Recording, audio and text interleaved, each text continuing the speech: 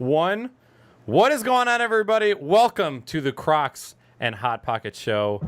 Today is Sunday, June 6th, 2016, and this is episode number 1.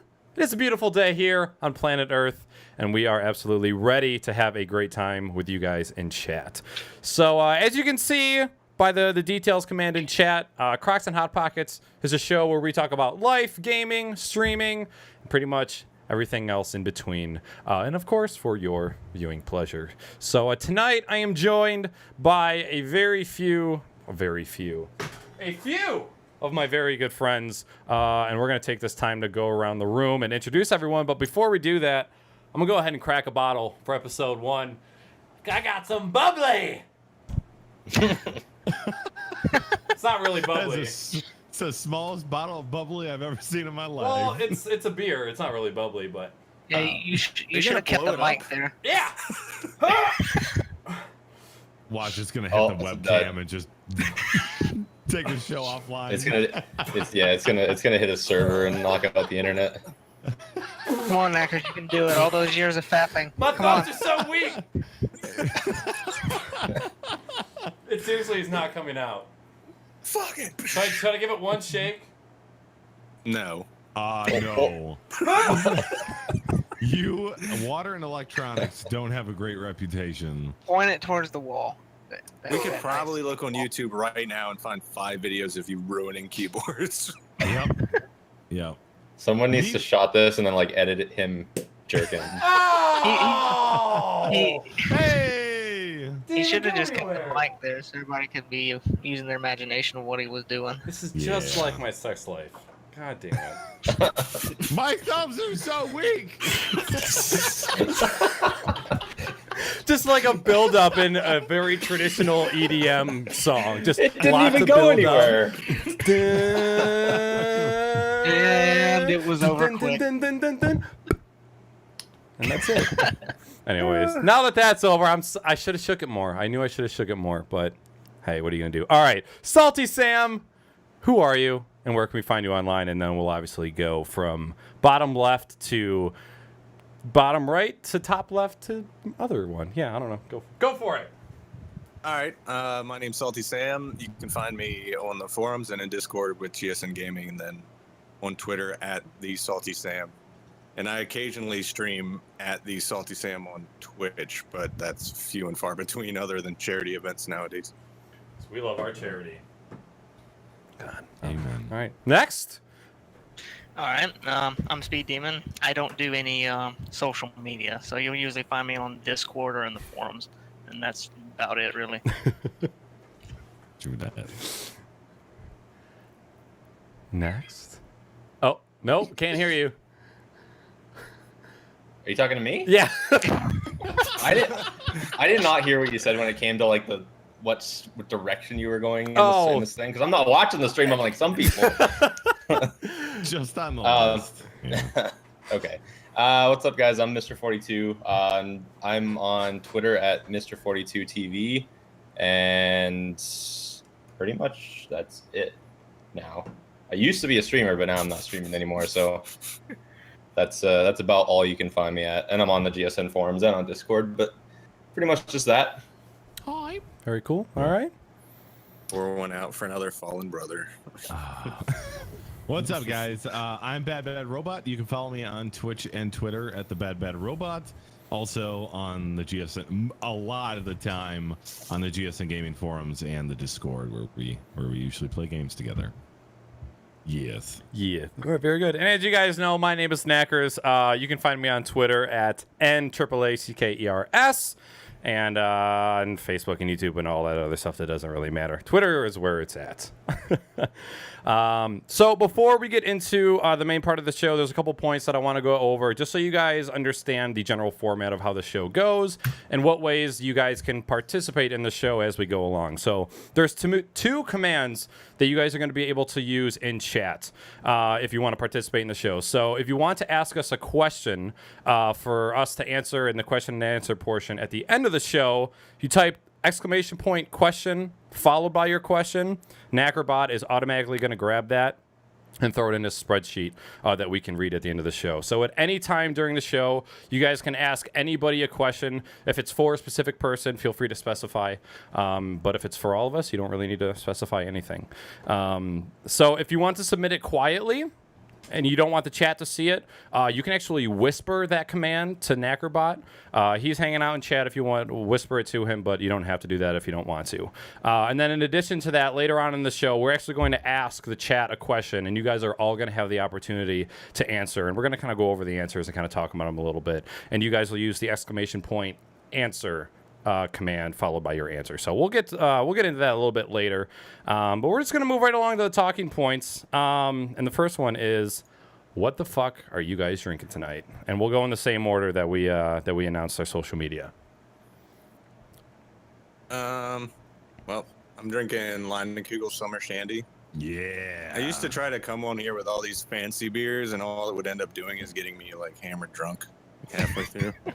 And having to get up and piss like 10 times. So Yep. lighten it up tonight. I remember that. Robot, I have you bumped up. Okay. Speed. Iced sweet tea, because we don't have good alcohol down here. It's not an excuse. That is not an acceptable excuse. Do you want to drink Budweiser? Or Bud Dry Light? County? Nasty. No, it's not dry. It's worse. It's Bud Light or Budweiser. That's it. I love me some sweet tea, but Yeah. only if it's, from the South. I'll cook you Hot up. chicken, fried chicken, and sweet tea. It's the way to go. Speed, did you just say you were going to cook up some sweet tea? Cook it right up. Put some sweet tea there on that barbecue. All right. Mr. 42? I have got me a nice Timmy's coffee. Not stereotypical in the smallest sense. Of course. All right, good. BBR. And I'm drinking hot tea. This is a chai tea. Normally I would have a beer, but I've been going just nonstop all weekend, and I'm quite tired. So I thought I'd get some caffeine in me. So yeah, chai tea. Go me. I understand. All right, so I know you just started kind of drinking tea. Are you enjoying it?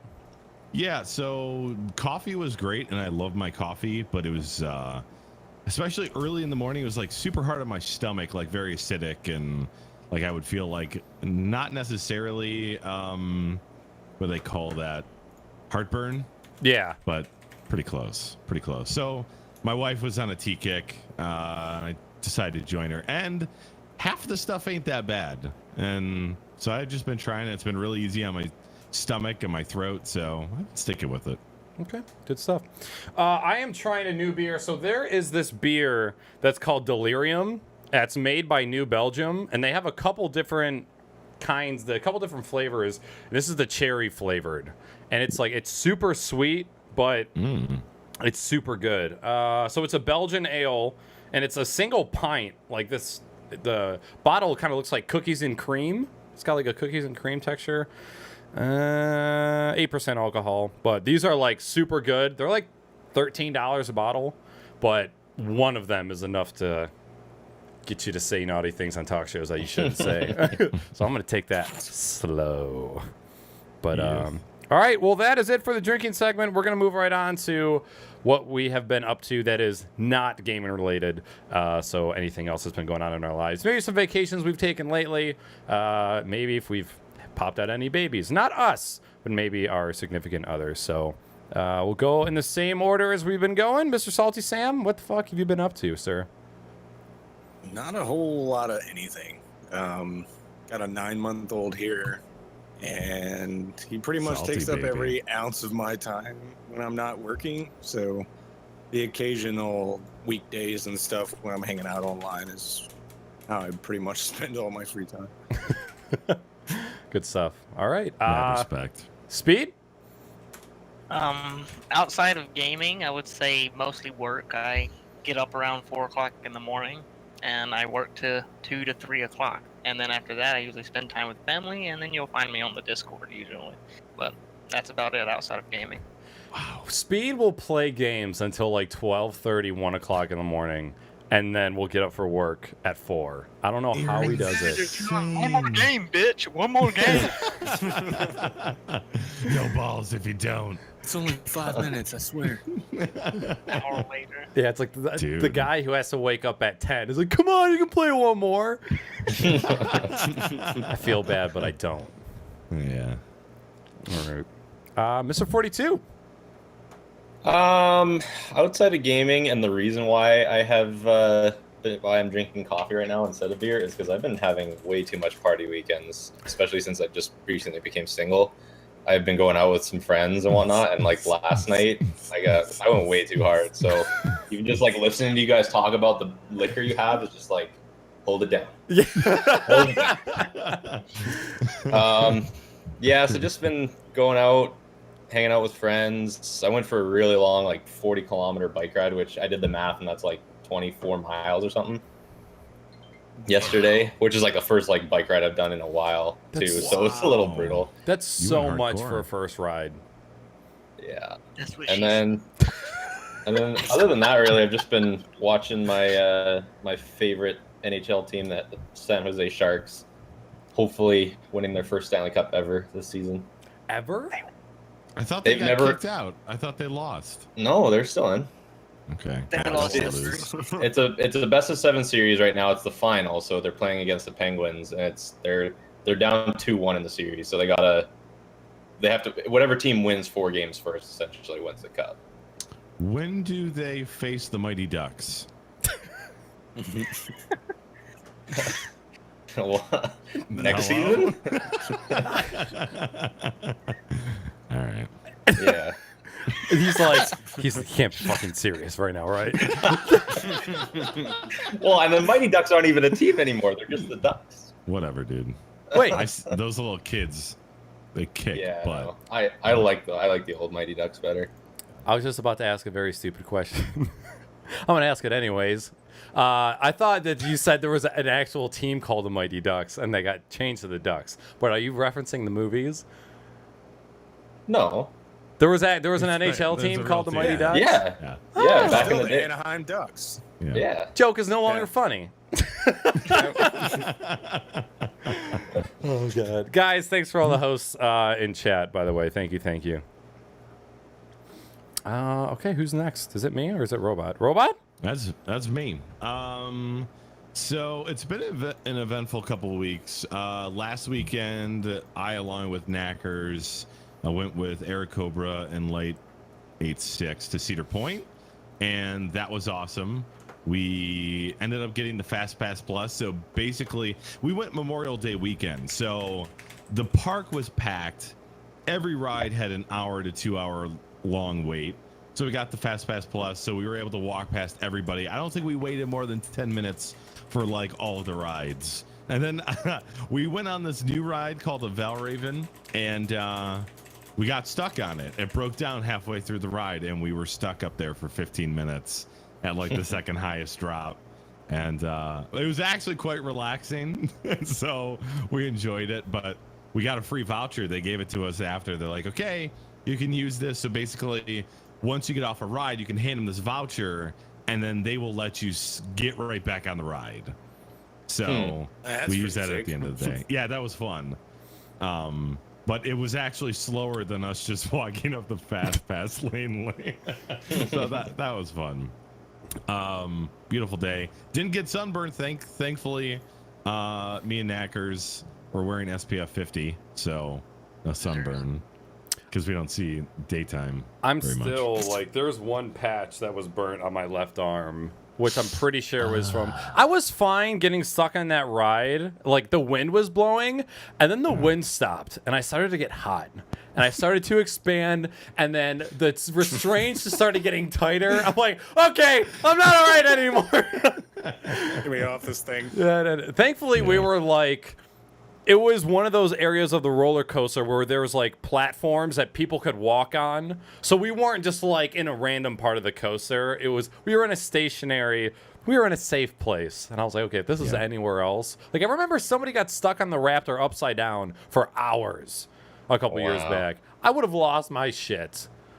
Isn't that dangerous? All the blood rushing to your head? Yeah, probably yeah, passed for that out. long. Yeah. Yeah, I would just be like, kill me now.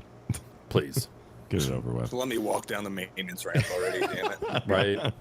Even that would be terrifying because it's funny because I love roller coasters, but generally I'm terrified of heights, especially if I'm like poorly strapped in or so I'm surprised I wasn't losing, my mind up there. What are you going to do? So Cedar Point was fun. Have you What was ever that? ridden a wooden roller coaster? Yes, I won't do them anymore because No. they just destroy your back and your neck. I rode Awful. one in Atlanta, Georgia, a Six Flags, American Scream Machine. I had the worst headache afterwards. Nope. Yeah, I can't won't ride do them wooden anymore. They're like the only ones I'll ever ride. Because What? they're lame.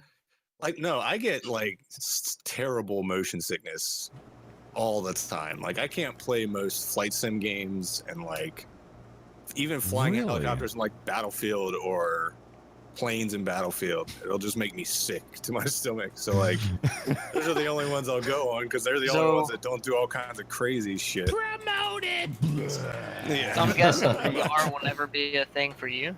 Hell no. I can't even watch people like streaming VR. It makes me sick. Really? Oh, wow. What Ah, about so interesting? IMAX? No, that's like 3D in a theater is fine, but something about just not being able to fully control emotion. I don't know. I had a bunch of ear infections when I was a kid, so like I've had my two ear ears like all years, fucked up. 13 times. Yeah. No, I get that. So Cedar Point was awesome. We also did the St. Jude's charity stream or charity marathon. Not last week, but the week before that. And that was like a packed weekend. Not only were we streaming Thursday to Sunday, but we had a couch stream over Knacker's house. So that was 3 weeks ago. And we raised a bunch of money and just generally good times. I think as a group at GSN, our team raised above over $1,600, which was awesome. So that was cool. Couch gaming nights. Ended up building a new PC 2 weeks ago. Yeah. That was awesome. It's been running like butter, except for on Overwatch. It freaks out on Overwatch every once in a while, and I can't narrow it down why it's doing that. My and then for this GPU week- goes on fire when I play Overwatch. Really? It Yeah, doesn't oh, look yeah. like it'd be a game that would do that. Yeah, but it Yeah. does. I know. So, but other than that, it's been running like butter, which has been amazing. And this weekend, I've just been running nonstop. Had a wedding yesterday. It was actually really fun. I told the guys before the show, you walked into the reception and they were playing nothing but John Williams music. So like Star Wars, Indiana Jones, E.T., like all the great, like you hear it and you just start humming it. Yeah, your inner nerd just explodes. And on the table, their party favors were like chocolate X-Wings and Darth Vader, and the head table, they had special party favors. It was this big chocolate block, and it was Han Solo and carbonite, but in chocolate. Oh, that's awesome. Wow. That's funny. I was this close to just stealing it and shoving it in my pants to say E for later in like the bedroom stall or bathroom I'd be stall. more comfortable saying it was a boner than saying I stole something. Yeah. Yeah, so I'm I stole sorry, something it's from the just maid chocolate. of honor.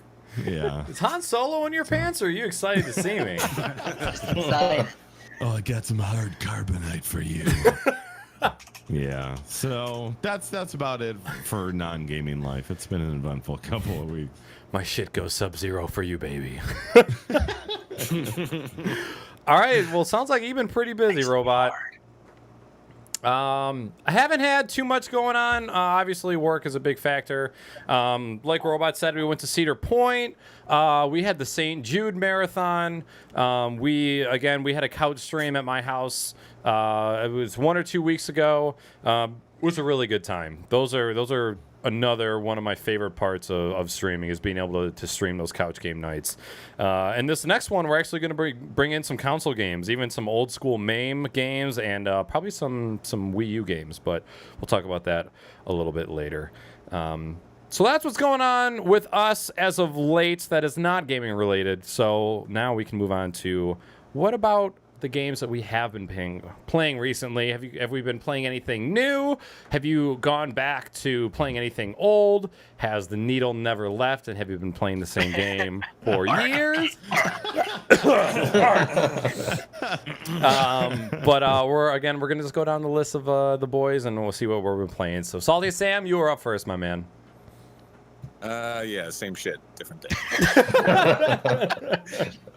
Still playing Ark, still tweaking the server, and more people are coming in and leaving and coming back. But I made a point the other day to like hit up Knackers, who ended up hitting up a bunch of other people to play Rocket League for a few matches the other night, and definitely need to get myself back online, like in the evenings when everybody's online and it's not just like 5 of us playing Ark all fucking day long. But that's about it. I haven't been playing anything new. I haven't bought Overwatch because I knew I'd never play it. But It's not that you don't think you wouldn't like the game. It's you just know No. the Arc Needle is too deep. He Well, doesn't and- need another needle in his arm. The drug of Arc is too thick. I don't play at night when everybody's online, so it'd be like 2 or 3 people playing throughout the day. So I don't know. I'm kind of thinking about getting in on the Stacy standalone There's rebirth or crafting in whatever it? you want to say. Yeah. So I played the standalone when it first came out. And it was absolute shit. So Yeah. I'm willing to give it a chance and experimental. I just don't know how permanent the servers are going to be. Salty's gonna be riding a T-Rex with a trident through Cherno, just fucking people up. Level 100 Gigasaurus! Just pooping on everybody. Now, Who keeps pooping in Cherno? You made a recent video about a dodo. You named it a EOT tech. I saw that. Yeah. Well, it was Zerar was actually talking about it one day. She saw a video online of somebody throwing C4 on dodos in PvP servers, and just like airdropping them into fucking people's bases and just demolishing all that shit. So I was like, I wonder if that would work. So I did it, and on our server, since it's PvE, we have it like friendly fires turned off. Yeah. So I could literally put 400 C4s on the back of that dodo, and it wouldn't do any damage at all. Oh, okay. Even the So- buildings? I mean, it would probably damage my buildings, but I don't think it would damage anybody else's. Oh, okay. so the GSN Arc server was upgraded from what map to what map? It was the original vanilla map, which is called the Island. And now it's Valhalla, which is still in unofficial mod from the workshop. Really? But Arc just started adding official mods, so they actually took one of the mod maps, which is called the Center, and made it an official mod, so they get pre-release dev kit stuff when it updates. So they're like, it's like downloadable DLC. It's free that you can download for Arc. Okay. And some people talked about making our server that, but we were too far into the current server to do it. I'm sure Maybe soon next time. everybody will get bored and new map. Well, New mod. this needle's rusted. I need a new one. It did bring a lot of people back to the game, switching the servers over. It Yeah, did. yeah, especially- for sure. Fresh. We added a lot of mods too that made the game a little bit more fun, a little easier to play. Okay. Cool. Okay. All right, Salty Sam. Anything else? Any other games lately? No better than that. Hey, we got Rocket League thrown in there too, so I'm proud of you. Yeah, I'm proud of you, Like man. an hour. Slowly but surely. We need to Well, have the an baby woke up, intervention man. for What am I him. supposed to do? Oh no, it's fine. Oh man. All right. Speed Demon. I have a few games. Overwatch, Rocket League. I have not bought Battleborn yet, and the last time I tried that was the beta. Was it, or was it alpha? It was a beta. Yeah. And that's about it. We tried Heroes in General yesterday, but I don't think we'll be going back to that. I'll go back to it. I don't know. It is Did he so rage? difficult to get started in that game because one side can have tanks and the other side can't. It's all based on how much that person has played. So if you get Or paired, spent. what? Or spent Oh, money. yeah. So it's free to play, but it's pay to win.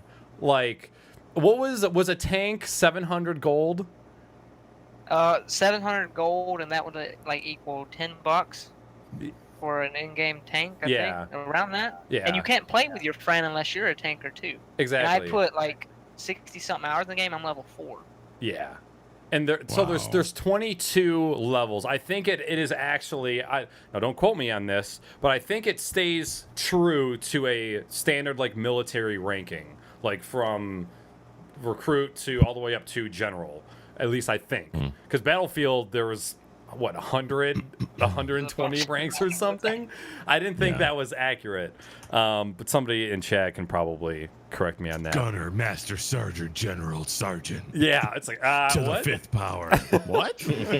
But you can have nothing but like level 5s and below, which mean everybody on your team has M1s with no scopes. You get only one type of grenade and no sidearm, and the opposing team can have people with like multiple tanks, and you can just get fucked. You can just get totally That fucked. sounds horribly unbalanced. It is. Like for example, we joined, and I think the highest level on our team was like level 5 or 6, and the other team had level 10s and 15s, and there was no level below 10. The other team. Nope. So we were getting one shot by guns. They had upgraded all the way. Mhm. They had 5 to 6 freaking tanks and 1 point. It was just crazy.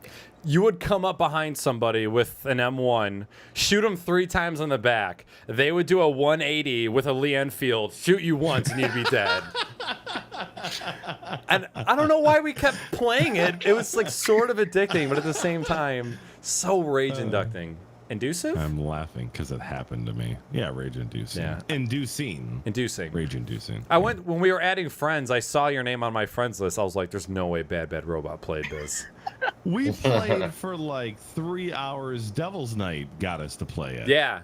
And like I like logged on to the match, and then it was like I was like, all right, where's my machine gun? Nope, I just have a single fire rifle. All right, where's my Jeep? Where's my tank? Oh, there's a bicycle. Yeah. And I rode my bicycle into battle. Okay. And like halfway through, I thought I was like going to Objective C. Someone just sniped me off the bike. I have to wait 20 seconds to respawn, get back on my bike, start riding out, and get sniped again. I'm like, screw it. I'm just running through the trees. Yep. Okay. I'm not taking a bike again. The story with Knackers and Bourbon, they were both on a bike, and they're driving in the middle of this open airport, tanks and fire coming everywhere. I'm in the bunker. They ride over me. They get about maybe 30 yards from me, and here comes a Jeep, full speed, and just I thought didn't make it too far. I thought you were going to tell us the story that made us look good, except you told us the humiliating story. There was another time where Bourbon and me got on a bike, and Bourbon had a Panzerfaust pickup. So we were riding over speed. We launched over speed in the trench, got right up next to a tank. He bailed, and he ended up killing the tank with the Panzerfaust. Like, in the middle of an airfield. Like, tank shells are, like, shooting. It's fucking Paratroopers Saving coming Private from the sky. Ryan. That's like Bourbon in his natural habitat, though. World Like War that, he II, loves. He's like, Oh, yeah. you know, enemy 50 meters out. Oh, you Shoot! fucking cunt! You can't punch it! Round out. The cheesing son of a bitch. He's got some interesting words. Yeah, he does. All right. He has the best words. Everybody loves his words. And the best words. Got the best words. Needs to write a book of anger. Yes, he does. 50 Shades of Rage. Oh man, that was perfect. It has to be an audiobook though. It can't be a text Yeah. book. Oh, go the fuck to sleep. That's what he needs to read. That he needs to read that. for us. That's him. I think that's what a lot of people were trying to get me to read in the Discord, but I ended up reading 50 Shades of Grey. That was a good time. All right. Any other game speed? That's about it, really. Okay. Just I'll play anything, but those are the main games. Good shit. All right, Mr. 42. Pretty much just been playing games with GSN people, Overwatch, Rocket League. I had some friends over and played the Halo Master Chief Collection. We were just playing all the different Halos and just doing the campaigns and whatnot on Wednesday or something like that. So that was pretty fun. Playing lots of Hearthstone. We played some GTA earlier this week. Other than that, yeah, just pretty much just been gaming with GSN people and joining whatever they invite me to play and whatnot. Forgot to mention that we were me, Mr. 42, and Mr. Vansman were in a Rocket League tournament not too long ago. That was one of the things I wanted to bring up when we were talking about our lives. We didn't get too far, but we did. We did it. We did really good though. You guys made it super far, didn't you? We're in the quarter. Top 16 of our pool. Yeah. What bracket though? Top 16. No, we weren't in the losers bracket. Yeah, that was winners bracket. The first time before they redid the tournament, we were in the losers bracket. But once they redid, I think there was 4 pools total, and we got to the top 16 bracket, which I think there was only 2 more brackets before we went on to the next. And if we would have won our game that we lost, we would have played Team Rocket, which is like a very renowned Rocket League team. So we did pretty good. We'll join another one soon, but that was one thing I forgot to bring up. But I'm sorry, Mr. 42. Go ahead. Oh no, and I was actually just gonna say Vansman just corrected us too. Apparently we had won our pool. We didn't, but we got top 16. Can't remember how it worked. I think it was top 16 in the qualifier or something. I think so. Yeah. That is super cool. But yeah, there was like I was mentioning it when we were playing that day too, that when you're in that kind of situation where you have to play really well and you're taking the game that seriously, you can do some stuff that you've never done before. Oh yeah. Like we were pulling off some moves and I was doing them and I'm sitting there in the game. Of course I'm not gonna like be like, oh my god, how did I do that? But I'm playing and I'm like, I watched a bunch of the footage afterward and I was like, how did I do that? Yeah. How did I jump off the wall and like fly and arc the ball up a certain way? I was like, oh my god. It just happens. Like when I get up in the air to hit the ball, I'm not thinking what I'm doing. I'm just Yeah. just trying to get it in the net. And like I went back and watched a couple matches. There was no laughing during the matches. No. It was strict communication. Comms! It was a good time though. Yeah, the whole time it was just like, I got it. I'm up. I got it. It's literally the comments they put in the quick chats. Yeah. That's all it was. Defending. Yeah. Nice shot. Nice shot. Nice save. Nice save. The other day I noticed that I was actually like, when I was playing Rocket League, it was just when we were playing just casually, and I was saying all the quick commands without even realizing I was saying them. Like at one point somebody scored a goal and I was just like, wow. What a save. And I didn't even think about Yeah. You're being programmed by Rocket League. Yeah. What a save. What a save. What a save. All right. Yeah, that's pretty much all I've been playing. Very cool. All right. BR. Yeah, I've been playing a lot of games as of late. Obviously, the newest and deepest needle in my arm right now is Overwatch. Got to play the beta, and after I played the beta, and you know it's funny, like I saw the game being played by all these streamers, you know, all the top streamers, and I probably only gave it like a minute before I was like, yeah, whatever, you know, it's just multiplayer. It's like 6 streamers screaming over each other, like, but I didn't realize how fun it was going to be. And then when I played the beta, and then I learned it was actually going to be a $40 release title, like I was like, oh dude, like you almost got me reeled in, you know. But it's just been super fun, super competitive. It's very team based. You have to work with your team, and I love games like that.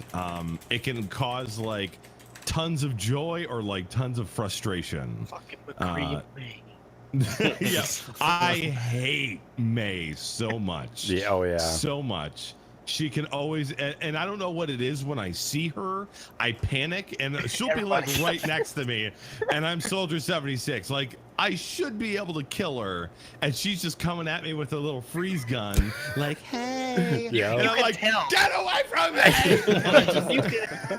You can tell when May's after somebody. Yeah. Oh, Oh, yeah. oh shit, fuck. And I completely choke, and I just fire a bullet every which way except for actually at her. It's like mind games from May. So a lot of Overwatch. I would highly suggest it. Been playing a little bit of Rocket League. I haven't played a lot of Rocket League like I was playing, but it did here and there. Doom. I beat Doom, and it took about 20 to 25 hours, but that game was so good. The campaign, I don't know about the multiplayer. I only put about like 45 minutes into it, but the campaign just kept me like totally sucked in because of the gameplay, and it was hard, but the movement and the gunplay was so fluid. Like, I got done with it and I was like, all right, 8.5 out of 10, maybe 9, minus, I had a few performance issues, and like for the first 5 days I couldn't even get the game to launch because it kept getting stuck on the loading screen, or like Bethesda had a loading like logo animation and it would always get stuck. I was like, ugh. But finally I got it working and I was like, this is amazing. Like 120 buttery FPS and that butter. That butter. Been playing a lot of the Fallout 4 DLC that just came out called Far Harbor. I've been playing that mostly on my streams. This is a huge DLC that Bethesda did for the Fallout universe, and it's kind of nice because the first DLC took place in the Commonwealth, like where you played the main quests. So you didn't get to explore really anything new. It was just kind of like additional missions. And this like takes you to a whole new huge map, tons of new locations, new characters, new stories. And so far the main quest has been okay. I spent like 14 hours just doing side quests, and now I'm starting to get into the main quest. So very good. I think all the Fallout 4 fanatics have been loving it. I feel like I'm falling even farther behind in my Fallout career because now DLCs are starting to come out, and yeah, it came out surprisingly fast. Yeah, I was about to say, as long as it took for them between 3 and 4, you would have thought that the DLCs wouldn't have come as fast as they did. Yeah, Ideal. But they were probably. Ideal said Far Harbor is bigger than the Oblivion map. It's a whole new map. It's not just added quests on the additional or the existing map. It's a whole new map. It doesn't feel like it's bigger than Oblivion than I remember. I guess it's so long ago, and that was considered a big map. It's just what? It's just two dicks squirting in my face. It wouldn't be a talk show without double dick in it, right? Right. Or deep throating beer bottles. Oh God, it's been a while, huh? Oh, no. Got any more of that beer bottles? For my Friday Night Fright streams, I've been playing a game called Soma, which is a psychological thriller and kind of puzzle game, and it's just one of those games. It's like it's made by the same dev team that did the Amnesia titles, and it's just like they know how to get under your skin. Oof. And thank God, I would never ever in a million years play that game by myself in a room. Like, the only reason I'm playing it is because I could do it with Twitch chat, and like they're like, I could still focus on the game, but I'm still like, okay, I'm talking to people. Nothing's gonna pop up behind me and grab me, or I hope your wife does that to you one day. Oh my God, if she does, I'll cunt punch her. Hi-ya! Cunt punch. Yeah. So good game so far. I haven't finished it. And then probably the latest game I played, or oldest game I played, is Quantum Break, which came out. It was an exclusive on Xbox One.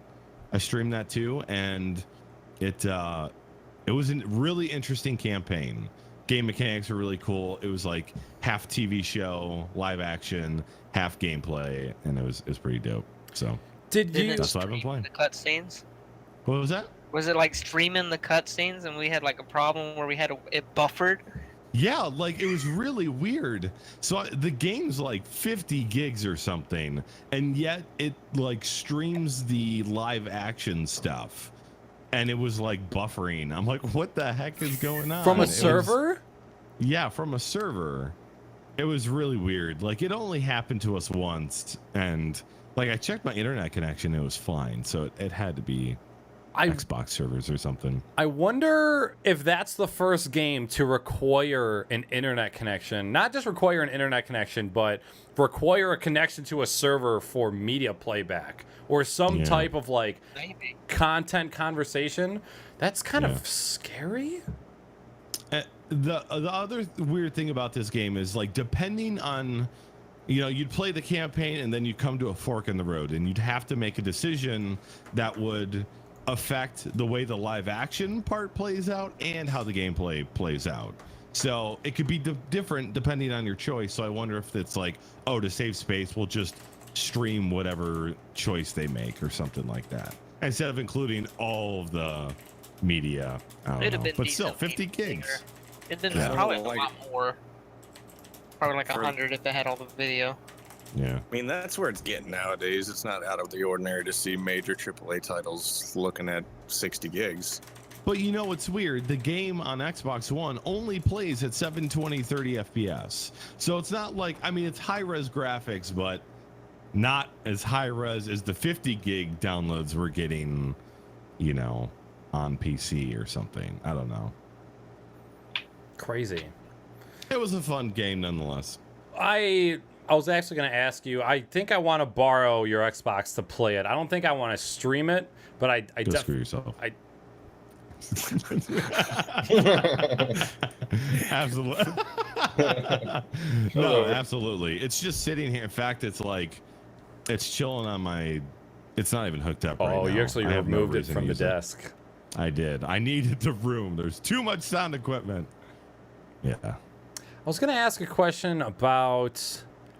Can't remember if it was about Fallout or if it was about Soma. It's gone. It's gone forever. I don't know. I had a question. I know a couple of you guys were playing Battleborn, and I know Speed brought it up. But it seemed like everybody was excited for it, and then it came out, and I saw you guys play it once, and then nothing. Yeah. What happened? Overwatch. I think the problem with that game, people are comparing it to Overwatch, in which they're two separate games. But Overwatch, how much money do you think they've spent on broadcasting it, showing it around, advertising it? And Battleborn, I don't think I've ever seen a commercial or anything about it, really. No. I saw it just got out-advertised.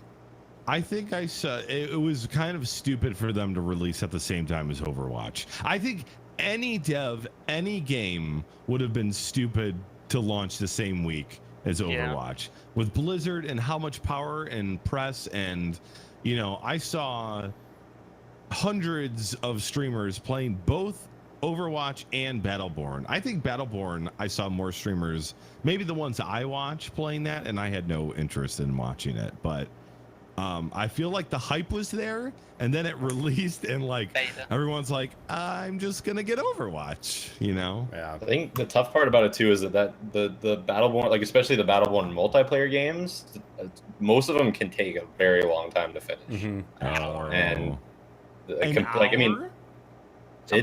to... get there, yeah. I think that's. Go ahead. I'm sorry. Well, I was just gonna say, and then the other thing was that there's like, it's not like Overwatch. Like with Battleborn, you pick a character and you play that character the entire time. Yeah. Oh. And you can't have two of the same characters on a team. I respect that. Yeah. I respect that. I wish Overwatch would do that. I that's the one thing I'd always said about Overwatch is that I wish you could do that too, but I think it has to do with team composition because like sometimes you'll need two Winstons because they have two separate snipers. Yeah. Like Hanzo and a Widowmaker. But if they don't allow it on both sides, then that's not an issue. Rumors are that competitive, you're not going to be allowed to do that. But, I'm sorry, not competitive, but like tournaments. Like competitive tournaments, I don't think you're allowed to play the same two people. But as far as ranked, I don't think they were restricting that. I actually... their own game mode before that. They said they were going to make a playlist called competitive where you could only choose one character per team. So I think it will be a restriction in competitive play, but in pubs, I think it's just like the other day we had a match where they had 3 Winstons on a cap the point match, and it was just insanity. And the thing is, we ended up kicking their ass anyways. Mm-hmm. But it was just constant getting like, you know, Winston going ape shit mode where he just like charges and punches everybody off the map. But it was tough to deal with, and it was kind of, you know, we had to play as cheaply to, you know, defend that and whatever. 6 McCrees, man. 6 McCrees. We tried doing 6 Bastions, and that didn't work. Yeah. That didn't work. Only reason because a Reaper snuck up behind us and fucked us in the end. Yeah. With Battleborn, like Speed said, the main issue was people comparing them or putting them up against each other. Like, oh, are you going to buy Battleborn or are you going to buy Overwatch? You should buy both because they're not the same game whatsoever. Yeah. Like, people looked at they judged the book by its cover with Battleborn. They say, oh, 5v5, 6v6 with heroes. It must be the same as Overwatch. But it's a totally different game. The character progression is way different. The gameplay style is way different. And I, like you, Robot, we talked before they both came out, and I was like, I think I like Battleborn more than Overwatch. Like, I had way more fun doing the Battleborn beta. Yeah, I think that the fact that it came out at the same time as Overwatch killed it. And people thinking that it was the same game as Overwatch also killed it. I still really like it, but myself, Greg, 42 and Speed, I think are the only people that I know that actually played it or play it. Everyone else was just kind of like, meh. Even the people in GSN that like MOBAs weren't all that about it very much. So I would still like to get into it. But like Battleborn came out, and then Overwatch came out, and then we found Halo Online, and then we found Gang Beasts online multiplayer beta, and we were just playing so many different things. Like, we played Gang Beasts until like 3 a.m. one night, just raging. So like, personally, it came out a really bad time because I found so many other games that I was playing at the time, and then secondly, it also came out at the same time as Overwatch, and it kind of killed it. So I think plus the price tag of that game compared to Overwatch too. It does have a single player though. There's Yeah. a campaign mode as well. I haven't played it or know anything about it, but I do want to play that. I will say about Battleborn, I may have been more interested in it if it wasn't so cartoony. And I hate that I'm like a person like that can look at a graphic style, even if the game is like super fun to some people. I wouldn't be like, that's why I never played Team Fortress 2, because it was way too cartoony, and I felt like I was playing a little kid's game. And you said that about Overwatch at first too, right? No, I've heard people say that about Overwatch, and I look at Overwatch, I'm like, okay, it's kind of cartoony, but it's like a more mature, you know, like the graphics were actually beautiful, you know? Yeah. Yeah, I don't know. That's my opinion. I don't know. I'm so sad that you don't have an interest in Borderlands, because Borderlands has one of the best stories and dialogue in games that I have ever played. Really? Yeah. So I think you need to stream that game, and I think you need to let me play with you because we'll have so much fun. Oh my god! I don't think let's get some shit. 42. Do you think he needs to play the first one, or can he just jump right to the second? Because the first one's there's a lot of, but the first there's characters in the second one from the first one. That's true. Okay. Claptrap. A few. Yeah. Even if you don't want to stream it, I still think you should try it. I want you to play it. It's fun. it's very funny. It is. There's a lot of inside jokes and just regular jokes that you'll get. It's pretty hilarious. It's very fast paced from what I've seen, as far as like it can be humor and. A handsome Jack actually reminds me of you, Robot. Like, I always thought he was like you. Just without the handsome part? Yeah. Just Jack. Funny, snarky, and sarcastic. Oh, you know what? I was watching Mr. 42 stream. It was the Borderlands Telltales game, and there was that one episode where it was Handsome Jack fighting a bunch of people, and it was like an imaginary gunfight, but like people were like dying, and it was like the funniest thing I've ever seen. Yeah, not humor's in all those games. Yeah. So like that, if it's more like that, I think I could do that. Do not play with somebody that is stingy with guns. That will pick up everything, not let you have a single gun. Don't play with anybody. Oh, because you share inventory. Not share inventory, but if I remember correctly, the drops drop for everybody. Yeah. You pick up a sniper rifle. Oh, okay, that's unique. So And like, go ahead, Sweet. you can work on something that you'll be hitting higher DPS with a sniper rifle than someone that has a bunch of stuff that will be hitting hard with a shotgun. And I played with somebody, and every gun they find, they'd keep it. It made me so aggravated because I couldn't get anything. You'll find gun crates in the game that have 4 sort of equal guns. And usually if you're playing with 4 people, you go, okay, we all get 1 gun. If you have somebody that goes up there and picks up every gun and then runs, you don't want to play with that person.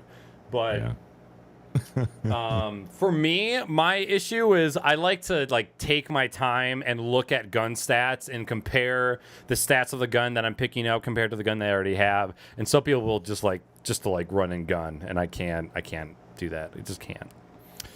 I started off that game running and gunning, and then realized how important it was to actually look at the crap you're getting, not just being like, "Oh, this gun looks cool." Yep, just go on my merry way. That's what I would do. 10 minutes at the vending machines minimum every time.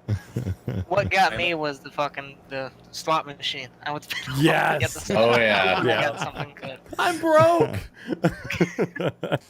That's funny. All right. Well, that just kind of launched into a whole discussion by itself. Oh yeah. That is the beauty of this show. That is exactly what I want to happen, is just for us to be able to get into a subject and jerk off. Jerk off. No rules applied. Any other games, Robot? No, that was it. Okay. I can't even remember how we got on what we were talking about. I don't even know. Okay. Battleborn. Yeah, that's it. Battleborn. Yeah. That's it. Yeah. How did we branch from that to let's move on? I don't know. It's the best part. I'll roll with it though. As far as me, been doing a little bit of Rocket League. Kind of going in what have we been playing in the last month since I sort of announced the show. Rocket League, we were in that tournament. That was probably about a month or so ago.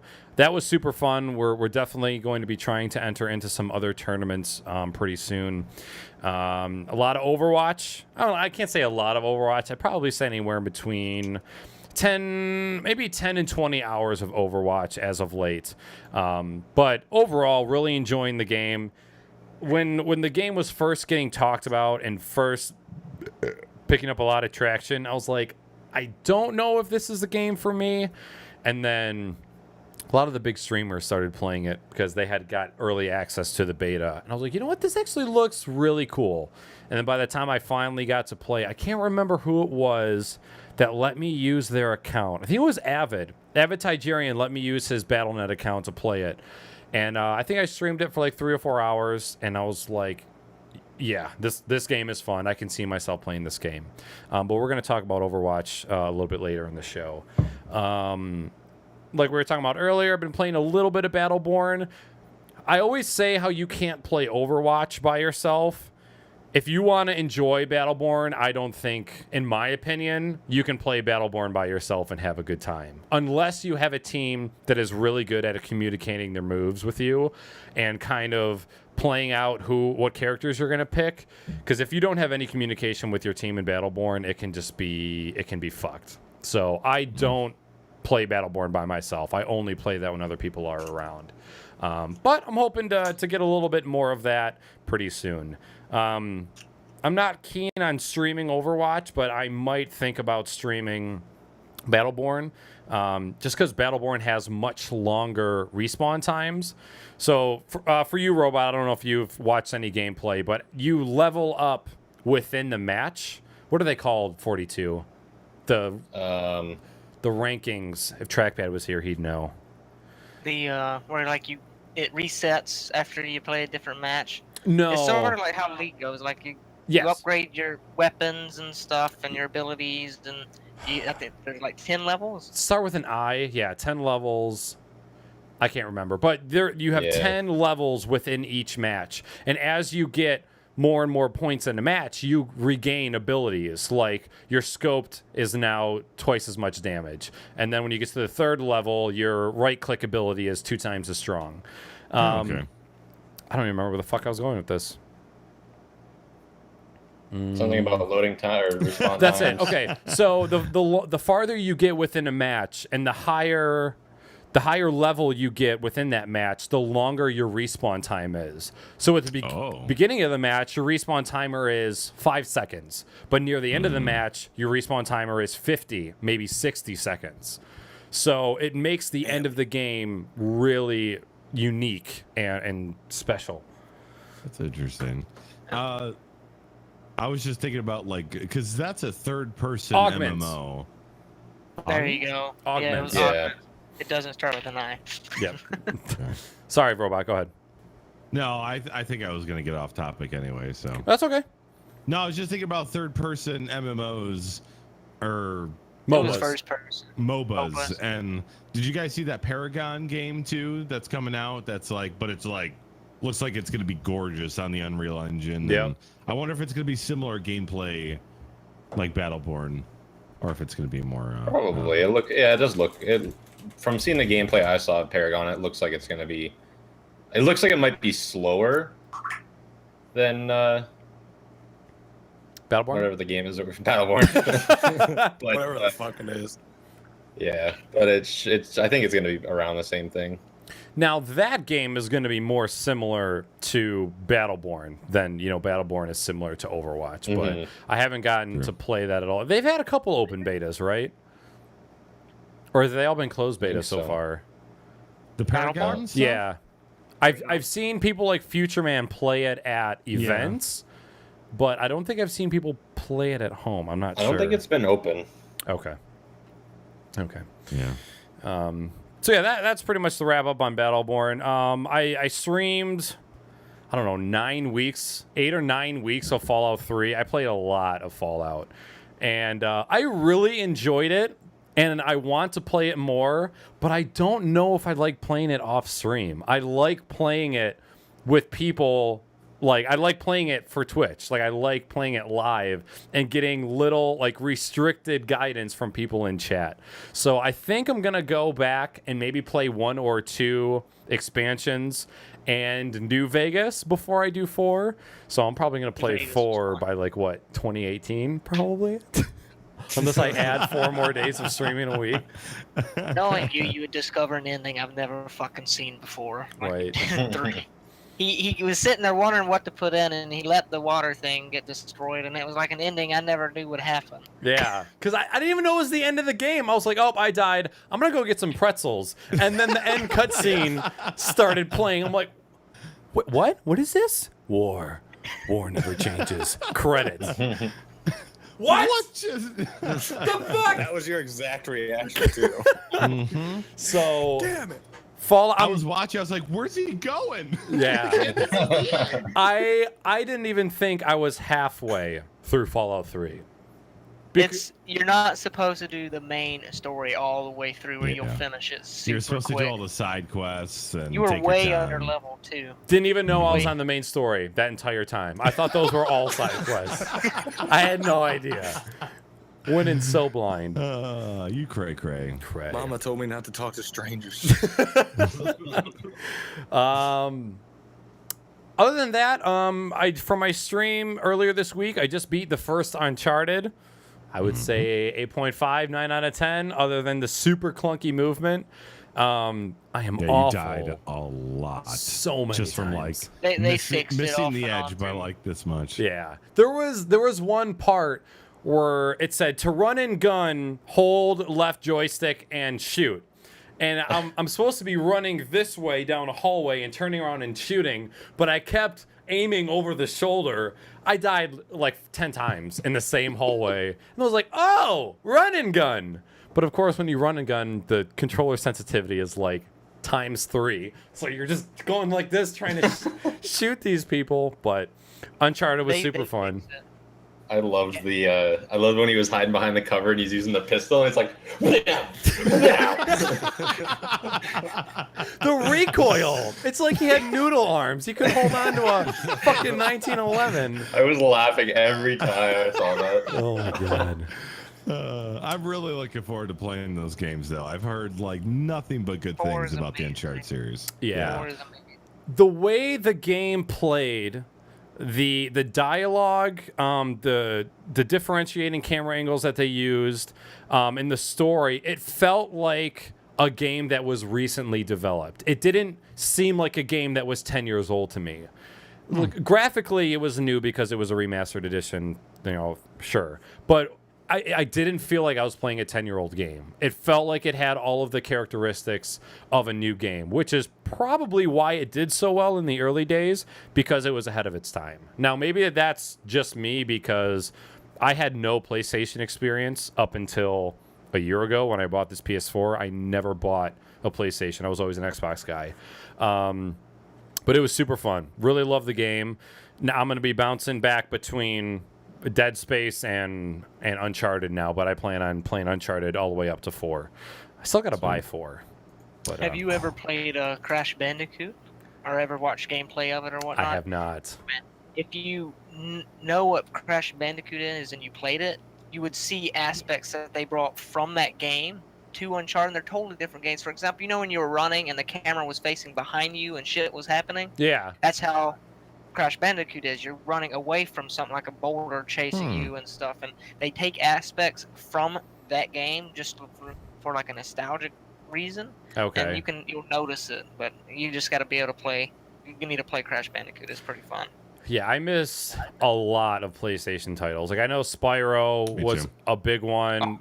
Crash Bandicoot was a big one. The one games that I did play a shit ton of was Twisted Metal. The man. The only the only PlayStation console that I purchased and played the shit out of was my PSP, the original PSP 1000 that had Twisted Metal, which had an online. You could play Twisted Metal online on your handheld. That's super cool. I was fucking blown away at the time. They had Twisted Metal Black on PS2 that you could play online too, but it was online only. So you had to go out and buy the network card and everything else. See, being a Gotcha, bitch. Yep. Being a Nintendo family. Sam, like, here's my piggy bank. Can I have the network card? Like for me, I bought a lot of my consoles after like Super Nintendo and PlayStation 1. I pretty much bought everything else. So I had N64 and I had PlayStation. I had Xbox and I had like PlayStation 2. And I have a modded PlayStation 2 now where I took the network card and you can soft mod them to where you just download the games right on them. So I heard this. I remember when the PlayStation 2 first came out and like loads of people were lining up to buy them. And I remember hearing something on the news about how they were worried that people who were mass buying PS2s were using them to guide missiles. They were using them as onboard guidance systems for missiles. What? You guys don't? No. This is what I heard don't remember as a that little at all. kid. Yeah, I don't know if anybody else heard that. I'm sure with a couple Google searches we might be able to find it. Oh my god. Or we'll find out if I am making this up. Right. So I just imagine where they have like the war room where two dudes have to turn two keys in order for the nuclear to launch. It's two dudes with PS4 control or PS2 controllers. Square, triangle, square, circle, square, X. confirmed. R1. Or one or two. Lift off. Growing up in a Nintendo family, we had the Nintendo counterpart of Twisted Metal, which was Vigilante 8. And we played the shit out of that game. Oh my god, I forgot about Vigilante 8. Me and Robot would be playing it, and Mom would come in. What are you guys playing? Are those guns? Yeah. Are you shooting people? No, we're shooting cars. Oh. Okay, that's fine. Don't let her see Duke, man. Yeah, we actually got our copy of GoldenEye 64 Oh, yeah. taken away because we'd be playing multiplayer, and like Nick would kill me with the golden gun. I'd be like, I hate you, and I'd punch him. And my mom would walk in right then, and she'd be like, oh, boys, you're using violence. So they hid it from us. And I think I remember finding it again, and then we hid it on top of the air ducts in the basement or something like that. That was like our hiding spot for all the games we couldn't let our parents see us playing. After GoldenEye was taken from us, how many times did you catch Dad playing it in the middle of the night? Oh, yeah. So I think we talked about this on GSM Weekly, but he took it away. He's like, you can't be playing this. This is too violent. You know, and we're like, okay, I'm so sorry. You know, whatever. And like one night, I don't know what I ate, but I had a tummy ache, and I was gonna go tell mommy. And I opened the door, and then all of a sudden I see a slight light coming from underneath the TV room, and I'm like, it's like 2 a.m. What's going on? Who's up?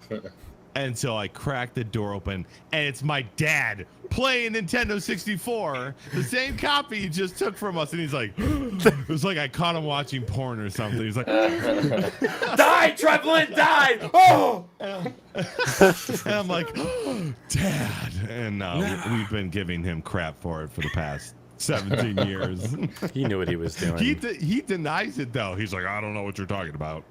I don't know. Oh, man. Yeah. Thanks, Dad. Well, that is it for the games that we have been playing recently. We're going to move on to a little bit of gaming and news discussion. So we got a couple topics here that were submitted by my fellows here in chat. We actually, somebody you guys know, Amber's Arcade, was supposed to be here tonight, but you kind of got screwed over by work and ended up having to cover a shift for somebody else. So I want to give her credit for one of the last topics we're going to talk about, but we hope to get her back on the show soon. So the first thing I want to talk about, obviously, which is probably the biggest game that's all over PC gaming right now. I'm not going to mention Council Scrubs because, and probably one of the biggest games on Twitch. I remember. Oh yeah, PC Master Race. Fuck you. When Overwatch came out, I went to my following page on Twitch. Overwatch. I don't think there was a single streamer who was not playing Overwatch. And every single person was having so much fun. They were all playing with a bunch of their friends, screaming their heads off, playing the objective. It just looked like everybody was having a really good time. And I think that's when I knew this game was going to be big, and probably even bigger in the competitive aspect of gaming. So we have a couple key points that we want to talk about. We're going to go around the room and ask everybody what they think. So we can kind of start from the top. Salty, I know you haven't really played Overwatch as much, but you can feel free to key on any of these points. So whoever wants to go first, favorite parts of Overwatch. I haven't played it at all. I've watched a lot of like Twitch streams and YouTube videos and stuff about it, but I don't know. The needle's deep. All right, make Speed go first. All right. Okay. What is the question? Favorite parts about Overwatch. Favorite parts. One of the things I think I would say was my favorite parts was the price. A lot of people were hating that you have to buy loot crates for, is it loot crates they call it? Or is it? Loot boxes. Loot boxes to get skins. But, I mean, you can earn this stuff in-game. There's no pay-to-win aspect of it. You can't buy anything that gives you an advantage over others. So I like that the only thing they're doing microtransactions with are skins and sprays and all the they're just not important. You can get them in game just by playing. Yep. What I don't like is the random money you can get in the crates. I wish there was like a set amount that I know that I'd get, so I know how long I can play before I get the 1,000 credits to buy the Genji skin I want, because I think like in the formulas they use for you getting shit for skins and like legendaries. They give you two things you don't play.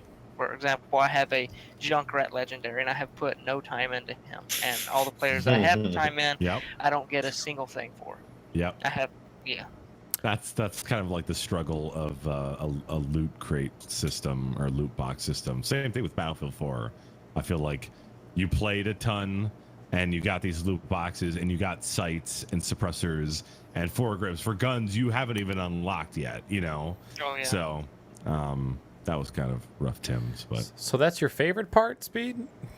Well, my favorite parts would be the microtransactions not being like making the game more pay to win. Okay. I like the team aspect, how it's like a smaller, like you know how Battlefield's 60 people playing, it's just 6v6, so one person can make a difference in the match, but you still need the whole team to win.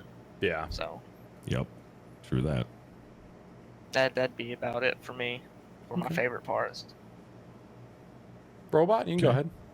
ahead. Favorite parts, love the art style. I love that on launch day, like as soon as they said the game was going to unlock, the servers were open and everybody was able to play. There was no crashing. There was no server infrastructure, just like complete failure. It was like ready to play and everybody grouped up and just play. I don't think we had one single disconnect the whole night. I think maybe a person here or there crashed. But super smooth launch, especially for a $40 AAA title. And obviously a lot of work went into like the infrastructure and them setting that up and getting it ready. Hey, what's up, Mags? Kitty's hungry. Yeah. You don't want to hang out? You want to hang out with me? No, I don't think he does. Smack him. Oh, you can see he's so black that you can't see any of his facial features. Come on! All you can see is his eyes. Kitty. And of course, the girlfriend had to match his collar with his eye color. It matches his eyes. That's funny. Okay. I love this 6v6. I love that it's team, it's really a team game. And you're allowed to switch your characters. The loot crate system, I like the loot crate system. It kind of sucks that you get skins and voice lines for characters you don't necessarily play. But I love that, yes, you can spend extra money to get loot crates, but at the same time, you can play your butt off and unlock those anyways with either end game credits or you just unlocking them from loot crates randomly. So I love that, and it just runs so smooth, and it's just one of those games that when you get a team together and you're doing well, and even when you're doing bad, like you can have so much fun. Really can. So those are my favorite parts. 42? I'm trying to, I don't know if I can really pin it down on something that I consider my favorite part of it. I've never been a MOBA person. I've never played any other MOBAs really. I know it's not a MOBA, but I really like the heroes part of it. Like I like that each character has like its own name, its own abilities and everything. So that's, we're not talking about the game being like, oh, I hate the Arctic girl, and that's like her name in game. Like if that was how they did it, that would have been really bad. The Arctic girl. The Canadian. Yeah, or like even if Soldier 76, if his name was just Soldier, like it would have just been so boring if they were all just like basic names. Yeah, I agree. They gave each character a lot of personality and some lore behind them too. I'll say this. One of my favorite parts about Overwatch, like I really like the game in general. I think it's really fun. I think one of the things that I liked the most about it was those those little, can't remember how long they were, but those little short films that they made before the launch. Cinematics. Yeah. Yeah, those were pretty cool. They should make an actual movie out of it. Yeah. They have a They bunch of They'd have to movies. do it right. They'd have to do it. It's cinematics. It's lore behind each character. If they were to do this right, I think they can make like a mini series or a movie out of it. No, yeah. It just have to be done right. There's like anywhere in between 10 or 15 movies on Brazzers.com. I don't know if you guys have seen them. They are beautiful, beautiful pieces of cinema. See, I wouldn't want to see a movie made out of it. No? No. Even if there was a lot of banging? That that tracer booty. I don't know about that. She got See, that burrito. I think one of the biggest things that's gonna make that, make me realize that is what I believe is that even the Warcraft movie coming out this weekend. I think it's gonna be a bust. That's the thing. I just don't think video game movies, if we're talking a movie that's coming out in cinemas, then yeah, I don't want to see it. Movies that come out just on the internet for people like us to watch, then yeah, I'm okay with it. But I don't want to see it go to the cinemas because no one's gonna know what it is. Everyone's gonna. What is a cinema? I don't know. Okay, just to be clear, is that what they call the movies over in Canadian land? No, not usually. Okay. Not usually. We Going call to it the we call it cinema. movie theater, yeah. You know what I was just about to say? I was like, I want to see a Lego game that's based off a Star Wars movie made into a movie, which would pretty much just be a Lego Star Wars movie, or the Star Wars movie done in Lego form. Which I still need a robot. That was one of the games that I wanted to co-op with you. Was the Lego Star Wars game? Oh yeah, I still have that. still It's need- in my library. We need to. You bought it? Yeah, I have it. Oh. I don't have it. I have a few of the Lego games, but they're not. You need to play them with controllers because they're absolute clusters on keyboard and mouse. Oh, okay. Okay. Yeah. Okay. Interesting. Are you all good? 42? All done? Yeah.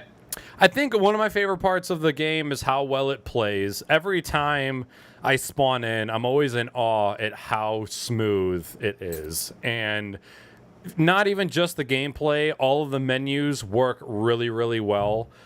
For some reason, I always compare it to, even though Battlefield 4's web browser counterpart, it's just so freaking clunky. It's so clunky. And Overwatch's menu is just super simplified. It's easy to navigate, which I'm kind of like being hypocrite here, but comparing that to Battleborn's menu system is just so my God, fucking yeah. complicated. Overwatch is just like your hero, play a game, settings, and they just made it real simple. I really appreciate their UI. Since beta, I have never had an issue with matchmaking. I think the longest we've had to wait was anywhere from a minute to a minute and a half, which for a game that hundreds of thousands of people are playing, that's pretty good. That was one thing I was going to bring up for Battleborn. 7 million. What? 7 million for Overwatch. Oh, sorry. I meant like concurrent players at one time. Oh, gotcha. I think the last time I checked Battleborn, it was like 8 p.m. on a weekday. I think they had like 4,000 concurrent players. Oh. My heart hurts for you. And they put a lot of work into that game too, and just for it to be shut down like that. hurts so Terrible much. fucking timing. I can't remember who. Someone said it I think it was in Knacker's chat or something, or in Discord, I think.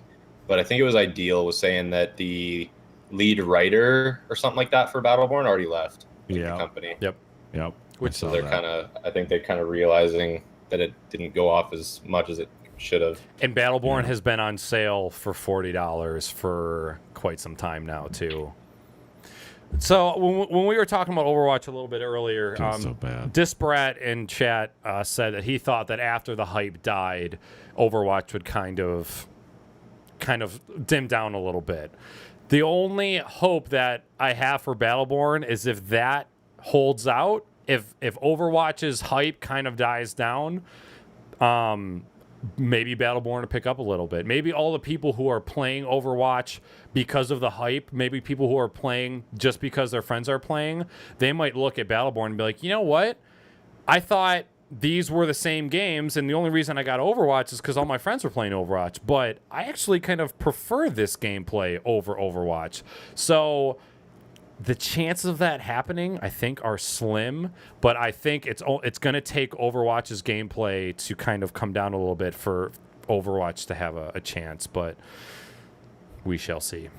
We shall see. Well, and there's a lot of social media bias that's been added into. Disprat just said it. Most people don't like it because they didn't even look into Battleborn. Mm-hmm.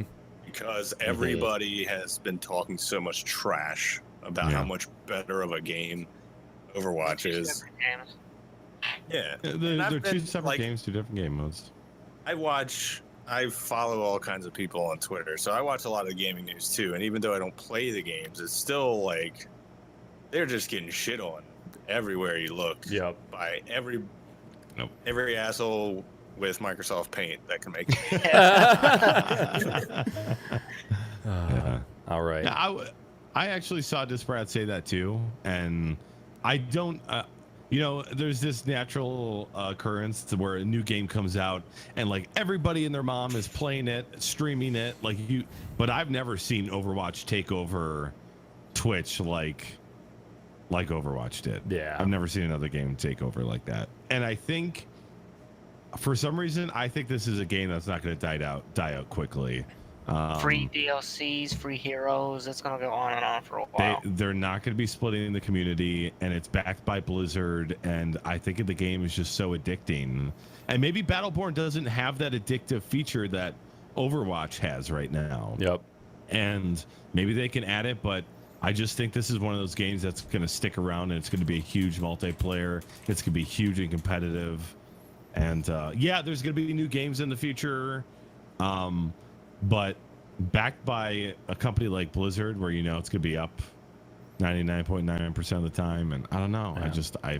I've got a little bit more faith in them, and that's coming from somebody who's never played a Blizzard game ever.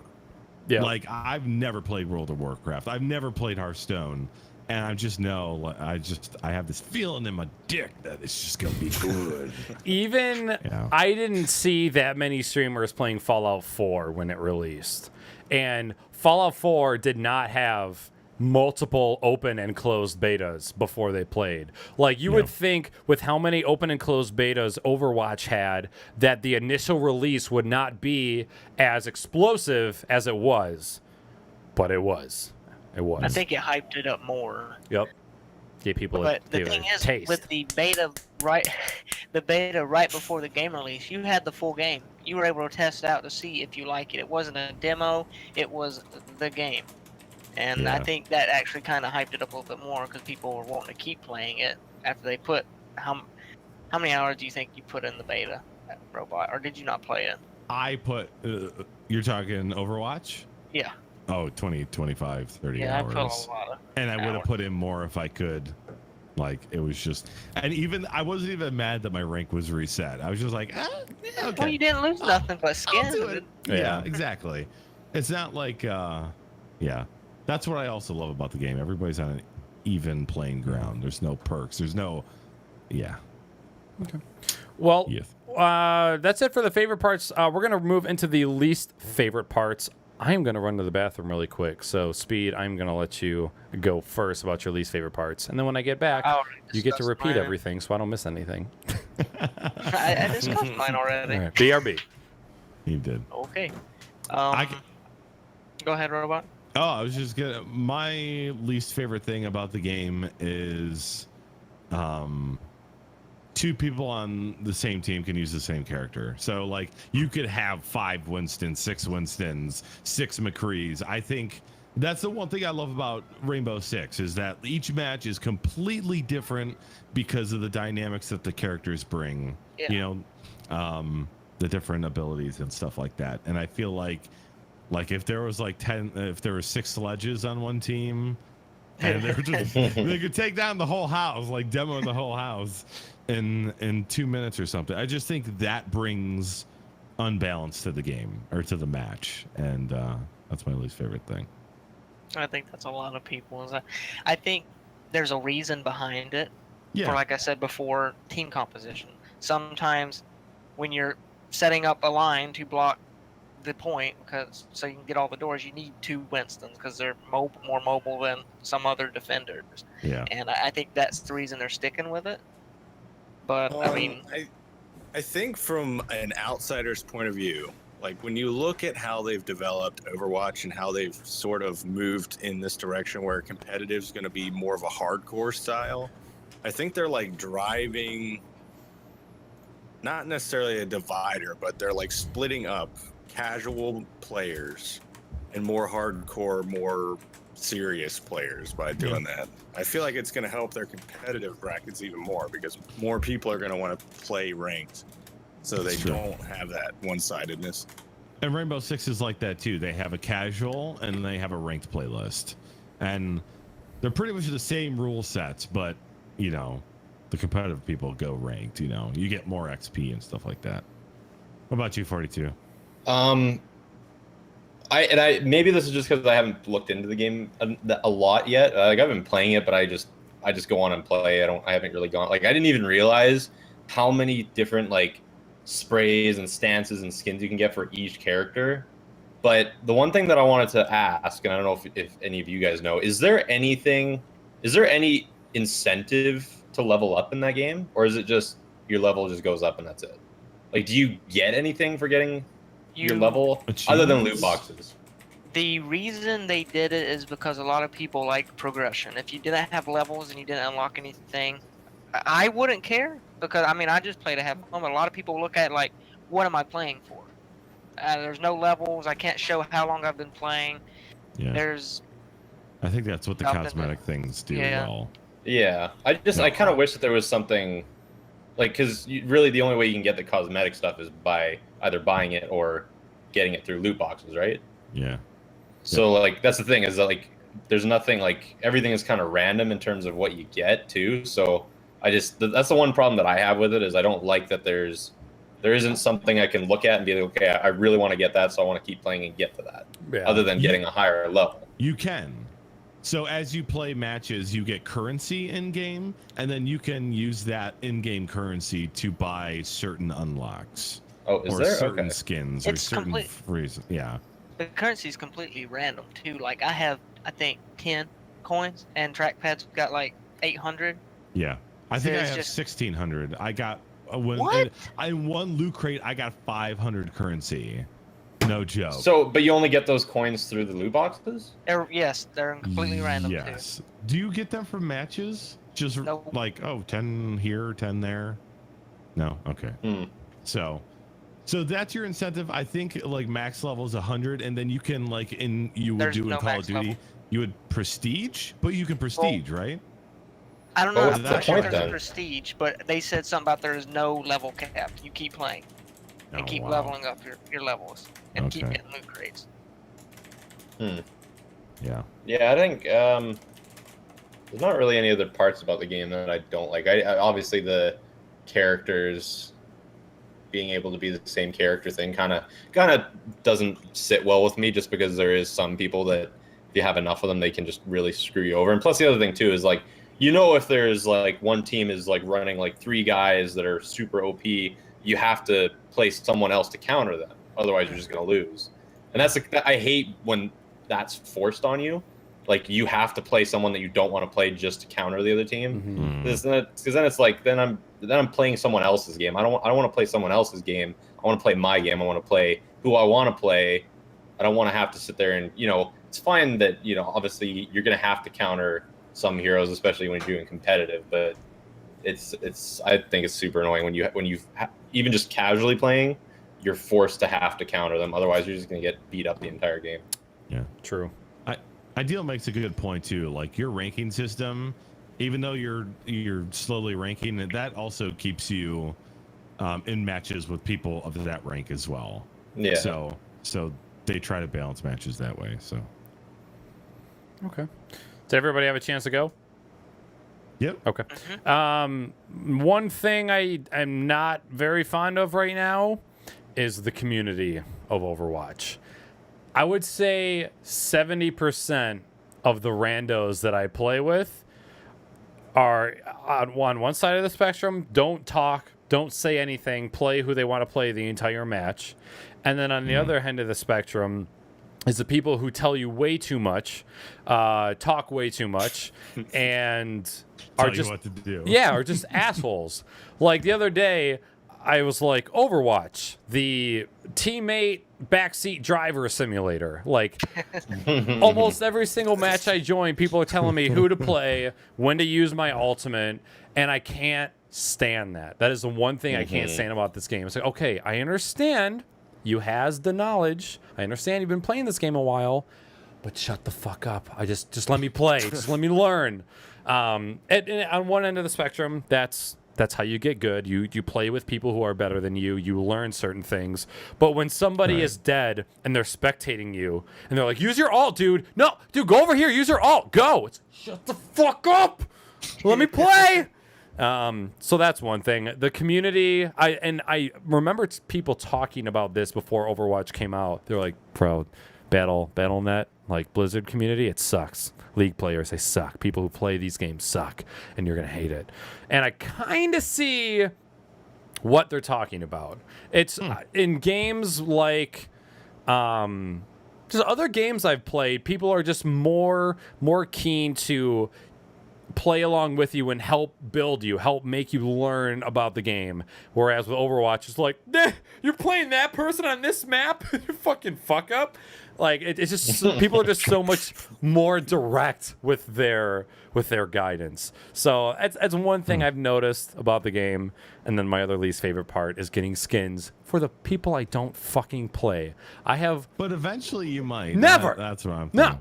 Like, I was like, Winston, I'm never going to use, Winston. And then, like, one time, I've just kind of been working my way down the characters. Like, okay, I'll play with McCree. I'll get good with them. Then I'll move to Tracer. And I don't play characters sporadically. Like, oh, today's Tuesday. I'm going to play this guy, So, eventually. Yeah. One of my favorites is when you're playing and then somebody in chat is like, we need a healer. We need a tank. Play a fucking healer.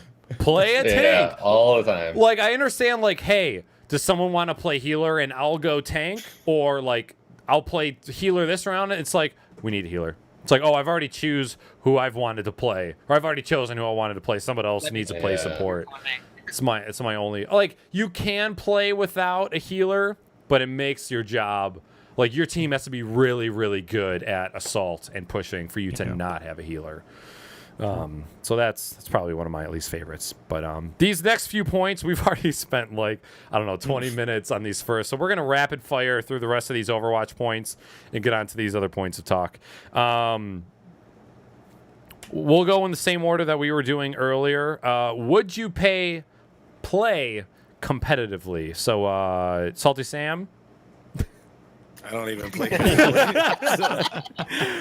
Speed. Say no. Okay, no. I would say yes, but it'd have to be with the right people. Some people that communicate well and are willing to, if it's needed, play the healer if somebody else is already filling something else in, or switch out, or just the team would have to be what would get me to keep playing competitively if I went that route. Okay. 42. Probably same thing. Yeah, I would only play it if it was with a certain people, and like even then, I just think I want to keep the game fun, and I feel like that might ruin it by playing too much competitive. Yeah, because then you get into that. Yo, we need a healer. Yo, go on this point B, and you need to play this person. That's one of the reasons I kind of stopped playing Rainbow Six Siege, is because it's so technical and so strategic, and I don't like getting yelled at when I'm playing a video game. Yeah. All right. BBR. No. Okay. I play for fun. I keep it fun, keep it casual. I know there are hundreds and thousands of people who are better at the game than I am, and I will let them play competitively. Okay. And what I just said, again, I'm going to be a sort of a hypocrite, but the reason that I don't do like Siege or probably Overwatch competitively is the same reason why, like, sometimes when I play Rocket League and I'm playing with people who are nubs and I'm just like, motherfucker, no! But you have to internalize that. You have to hold it in. I can still play Rocket League for fun with scrubs, but I die inside sometimes. But it's funny to watch people play it. It is. Just started and you're like, dude, come on. Yeah. Because like at its core, I remember the days. Yeah, at its core, you're still a rocket car hitting an oversized soccer ball. Like, you can't be too serious about it. You can still joke about it. But yeah, all right. You guys were super serious before the tourney. We were. Oh yeah, yeah. Like practicing 3 times a week. Yeah. Like Somebody joined his taking it, channel. like, Get the real fuck out!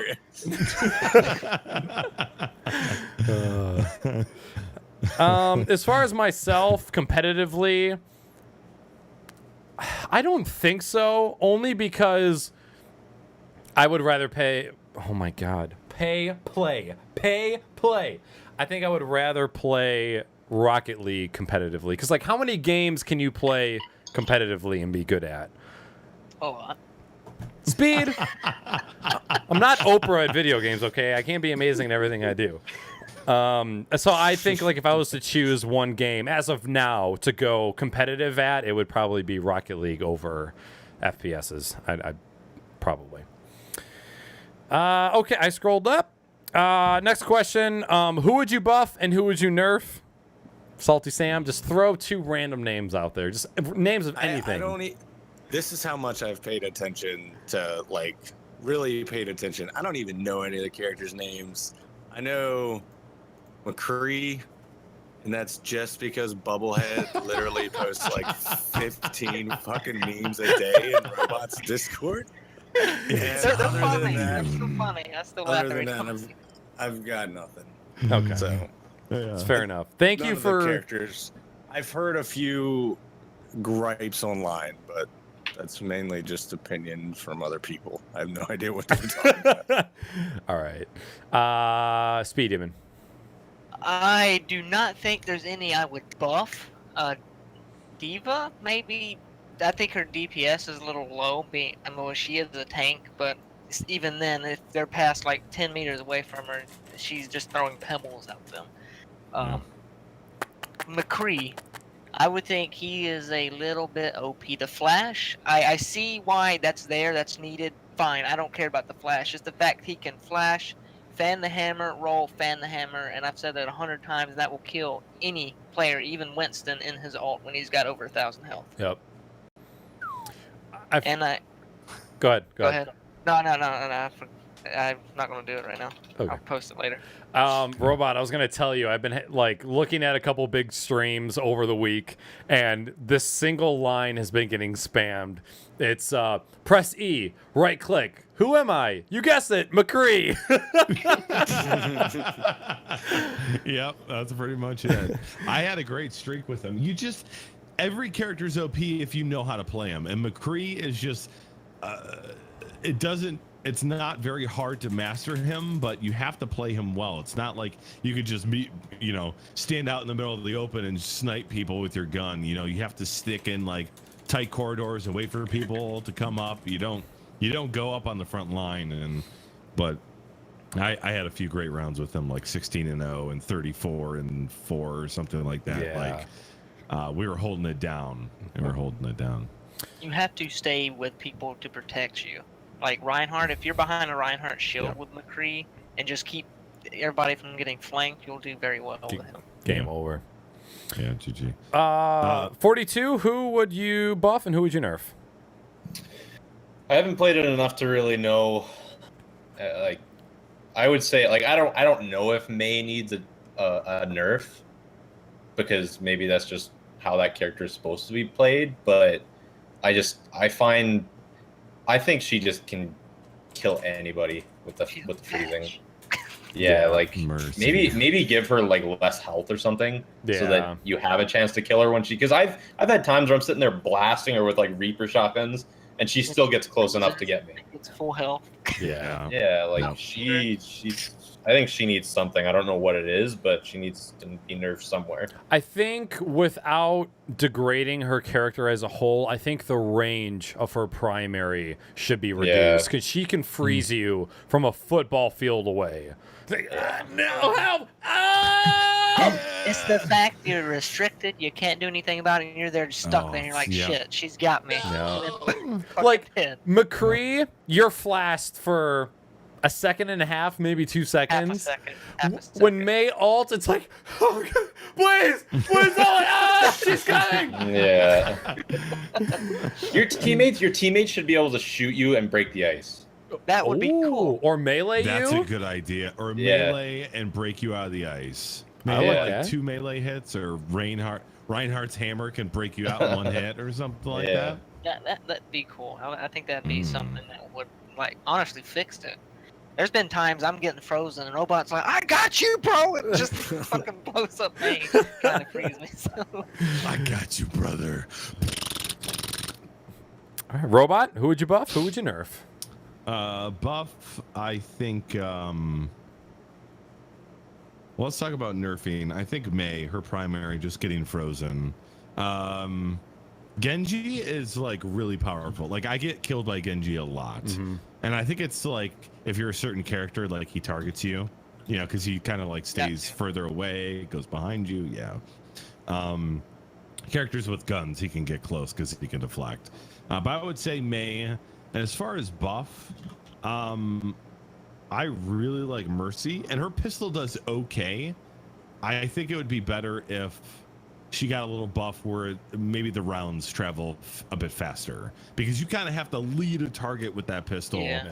And even then it doesn't do a lot of damage. It's kind of like you can scare them to get them away from you, and then you can like fly off or something. But who else? Reinhardt's hammer needs a buff. It's kind of ridiculous that I can ult and swing 6 times and I can't even kill a Roadhog. That pisses me off. When I play Reinhardt, I feel like I'm trying to smack a feather with a ping pong paddle. So fucking useless. I can't. Yeah. So that's my only. I think all the other characters are like really well done. Reinhardt's hammer, I get frustrated because I can ult, use my E, and whack people, and I still can't get kills. And I get that he's got a shield that could block 2,000 damage or whatever you want to call it. But when you do have to use the hammer and it's a 2-handed weapon, like you can't melee people either. Yeah. So it can't be like hit and then punch. It's just like. So it's tough. It's tough. Okay. As far as buffing, I would probably like the one person who gets me the most, and I know it's because I should probably just avoid them, but Roadhog, having a 6-second cooldown on his chain grab, like he can one-shot people like nothing. Yeah, if it's right in the face. I don't think squishies. It's not so much a nerf that I think should happen on Roadhog's part. I think there should be something on the opposing side where they should be able to counter.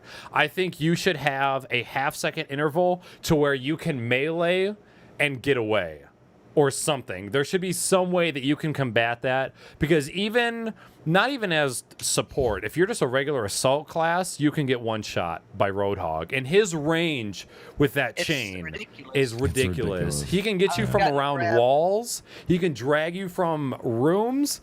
That's the person who I think nerfed.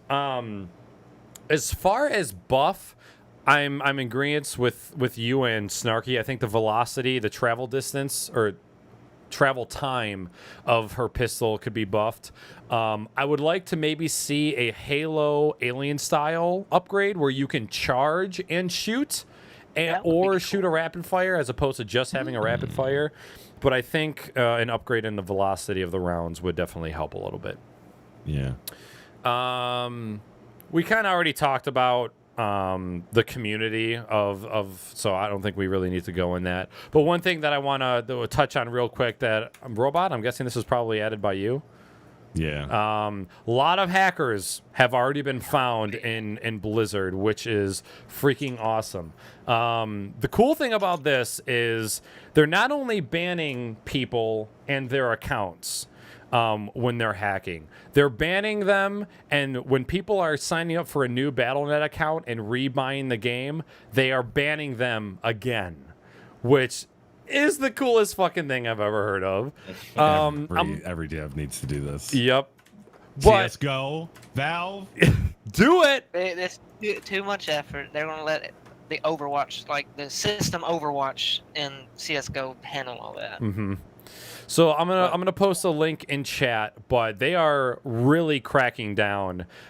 On the other side, it kind of worries me how they are able to find out that you are on the same computer but with a different account. That's a little iffy to me, and I haven't found an explanation for that online yet. But I still think it's awesome. The fact that people are rebuying the game thinking that they can play it after being like, oh, I got caught. Well, okay, I won't cheat anymore. I mean, it would be any IP ban or just a MAC address VPNs, ban. though. VPNs. You think they'd change their VPN, right? But they're banning them through their VPNs. At the end of the day, not every hacker's that smart. Most of them are just buying stupid scripts off the internet for $5 just to be a douchebag. I mean, people developed and sold hacks for Slither.io. That is a free fucking game.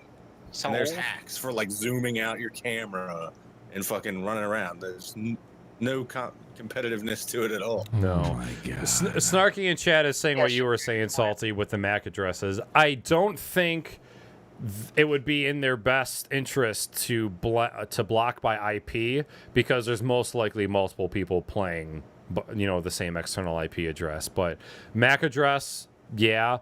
And you're right. Most of these script kiddies who are buying hacks don't know a shit what the hell a MAC address is or how to spoof a MAC address. So yeah, they probably have no idea. But this is huge. A huge round of applause to Blizzard for getting around, because people are thinking they can get a second chance, and then not only is it $40 down the drain, it's $80 down the drain. So, and I think they're getting too used to game developers worrying about everyone. Like, what do the hackers think? Should we ban them? So they give them 3-day bans, Ubisoft, and they come back and they keep doing it. And just the fact that they're permanently banning them, getting rid of them, not even caring, is a good thing. The one thing I don't like, though, they're not even, I like it, but don't like it because they're not reviewing. Like, if I was to get banned because something was wrong and I actually wasn't hacking, they would not look at my appeal, which makes sense. You'd get a bunch of bullshit from the actual people that are hacking. But the few people that probably did not hack, that maybe had something on their computer that it picked up and thought, I think it would mess with them. But I mean, that's probably going to be like rare. Yeah. Yeah. Well, I mean, we've seen that firsthand with the Altus server before. I mean, we saw hackers in there like every day. Yep. Every day. And they all said, my little brother did it. He's 5. Right. How could he know? You're 5. How little can you get? Right. It reminds me of how H1Z1 was doing their bans, is they were making people write apology letters, and then they made a YouTube video of them just reading them, but then still left them banned. Creative. I love, that was really funny. I also like the theory, or what some game devs do, is they instead of like banning people forever, they just make the hackers play only with the other hackers. So they can headshot each other across the map all they want. They're doing it to each other. Yep. I can't remember which game did it, but I think it was GTA 5, wasn't it? Oh, it was. That's right. Yes. Okay, it was GTA 5. That's genius in my opinion. Yep. That did not at all slow down the hacks in GTA 5, and it's probably the reason we're not playing it today, like on a daily basis, is because we just private matches all the time. Yeah. Public lobbies are a mess. Ammo killing you guys. Yeah. Yep. Or throwing snowballs at me. Exactly. All right, moving on. We're going to have to rapid fire through these. We're coming up on 2 hours. It's crazy how fast that goes. It always happens. Like, compared to GSN Weekly, the script is like half as long. Yeah. But there's so many people. Yeah, there's a lot more people here. I love it. Okay, next up on the gaming news discussion, Battlefield 1. We obviously had the reveal earlier this month. They did a live show on Twitch where they showed the full-length trailer. They did a press conference. They took a lot of questions from the audience. Really cool. We found out that Battlefield 1 was going to be taking part in the World War I era, but kind of a couple different spins on it. And GSN, being a very, very renowned Battlefield community, a lot of us were super excited for it. We had a dedicated channel for it in Discord. We were going on for hours about this game. It was really exciting for all of us to see this come to light. So we'll just kind of rapid fire through these questions. Battlefield 1, who's buying it? Who's going to be playing it? We can start with Salty Sam. Me. Wow. Okay. I'm one of the people that absolutely hates these futuristic Battlefield and COD games coming out now, where it's just like jetpacks and fucking crazy mech suits and stuff. I'm really, really happy to see a brand new, full graphics World War I game. It's going to be amazing. I'm I excited. won't pre-order it though because I'm a cheap ass and I want to make sure it doesn't fall on its face. Yeah. You can, you guys can pretty much answer the second question: who is going to be a turd and pre-order this game while you answer this. So, Speed Demon. Speed. I will be playing it for sure. I'll be buying it, not pre-ordering it. I want to see more on it though, because we got how much actual gameplay. Yeah, it was gameplay, but it was more scripted other than anything else. I want to see what can happen, like everything that we can do and the outcomes and the experiences we'll get from playing it with friends. Yep. As we most recently saw, I don't know if you guys saw this video on Reddit called Ubisoft's Downgrades. It showed what these games looked like at the E3 conference and what they played like. I have no doubt that Battlefield 1 is going to be along those lines, but I will hold my tongue until the reveal, the multiplayer reveal, which is in a couple weeks now, right? Yep. Okay. What's the date? June 18th, 13th? Something around that. Which couch game night too. Oh shit! Are you allowed to stream it? Would you be allowed to stream it? It depends. I don't think so. Maybe your Some, reactions to it. some places might allow you to. I know a Like a lot of big rebroadcast or streamers are, something. they're allowed to rebroadcast, but Mr. 42.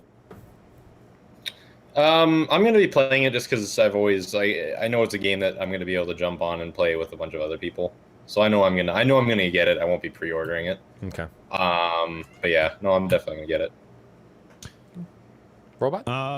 Yeah, I was a little sad that it was World War I era, and I'm not exactly like one who's advocating for futuristic games either. I'm just scared, like, Battlefield has gone from a, like, okay, you pick this class, you get this gun, now to the point where, like, you're any class and you get a whole range of guns with all these different attachments, and you can customize your gun, its look and what attachments, and I feel like going back to the World War I era or 2 era, depending on how they do the smash up, is gonna like severely just like kill that. You know, it's like, Oh yeah. what color do you want to make your shank or your bayonet? You know, Yeah. and like that's gonna be it. But I think. Go ahead, Shelty. I'm thinking it's going to be more like character stats upgrading more so than guns, because I mean you could name every gun in World War I for the most part on 2 hands. Like, Yeah. but it wouldn't would that get boring if it was just the stock guns. They have to do something else, whether it's character customization or stats upgrading, something like that. Yeah. I think they're gonna do something along the lines of what am I looking for here? I completely forgot what I was gonna fucking say. God damn it. I'll let you think. Okay. We were playing Heroes and Generals, and up until the Battlefield 1 reveal, everyone was talking about how they were scared because they thought there was going to be a huge lack of gun customization and the amount of guns. And then we played Heroes and Generals, which is a World War II game, and I was like, man, there's only like 1 automatic rifle that I can choose from and like 2 semi-automatic. And then I was like, holy fuck. Battlefield 1 is going to have like 1 gun and 1 sidearm. And then I got a little bit scared. It didn't come into perspective until we played fucking Heroes and Gynecologists. But go ahead, Speed. I think the way Battlefield is and how they did in Hardline, where they had these cool ass fucking guns you can go get, like the Lee Enfield, the one of the machine guns they actually have in Battlefield 1. I think they're going to have a lot of experimental vehicles and weapons of the time that are going to be very goofy, but maybe look cool as well. And along the lines of customization, I think they were doing people are talking about, and there's been some hints that like you get stuff carved in your guns. It's not like extravagant orange and blue camos, but it's more rough edged, like carved on the battlefield customization on your weapons. Okay, that's cool. So yeah, I will probably be playing it. No, I'm not pre-ordering. Dice doesn't need my money before I have a product in my hands. Yep. I'll probably do what I end up with every title. I'll pre-order it the day before so I can preload it just in time to play it. Things I'm excited for: biplanes, jihad horses, the melee. The melee looks like it's it seems like melee is going to be a big part of gameplay because of the limitation of guns. Yeah. Shovels. Those things are deadly, man. But yeah, I'm also like Speed. I want to see more. Yep. We're gonna get a multiplayer reveal. I have no doubt that the Frostbite engine is gonna deliver, and it's gonna be gorgeous. But everybody's gonna drop down their quality settings to get better frames, anyways, or to be able to see better because it's gonna be jungle and trenches but. I was a little bit excited. It looked cool. Biplanes. The only way I will pre-order is if the multiplayer, the live stream looks good. The only reason I will pre-order is because they're gonna have premium again. If I have to premium to pay $30 less for that membership, I'll do that. Just if I've seen the multiplayer reveal, I see how the game plays, I'll be more keen. Because did they do that with Battlefield 4, or was it was released when it was released? I can't remember. You're talking about premium? Before Battlefield came out, did they have any footage of actual multiplayer gameplay before the game released? They had the big tower falling down that was hyping everybody up. Okay. Yeah, I'm sure there was the beta. But it was probably still staged in a way. Okay. We played the beta as well, like Shanghai. Caesar Shanghai. I just watched Shanghai Nights like 2 the other day, so I got that on the brain. So yeah, I think we saw multiplayer stuff. I don't think it was like on Twitch. It was probably just released and scripted. And if it's like pre-order, get premium membership half off, or premium membership is going to go from $40 to $60 once the game comes out. Oh, sure, I'll buy it one day early just to save $20 on the premium membership, but we'll see when that comes about.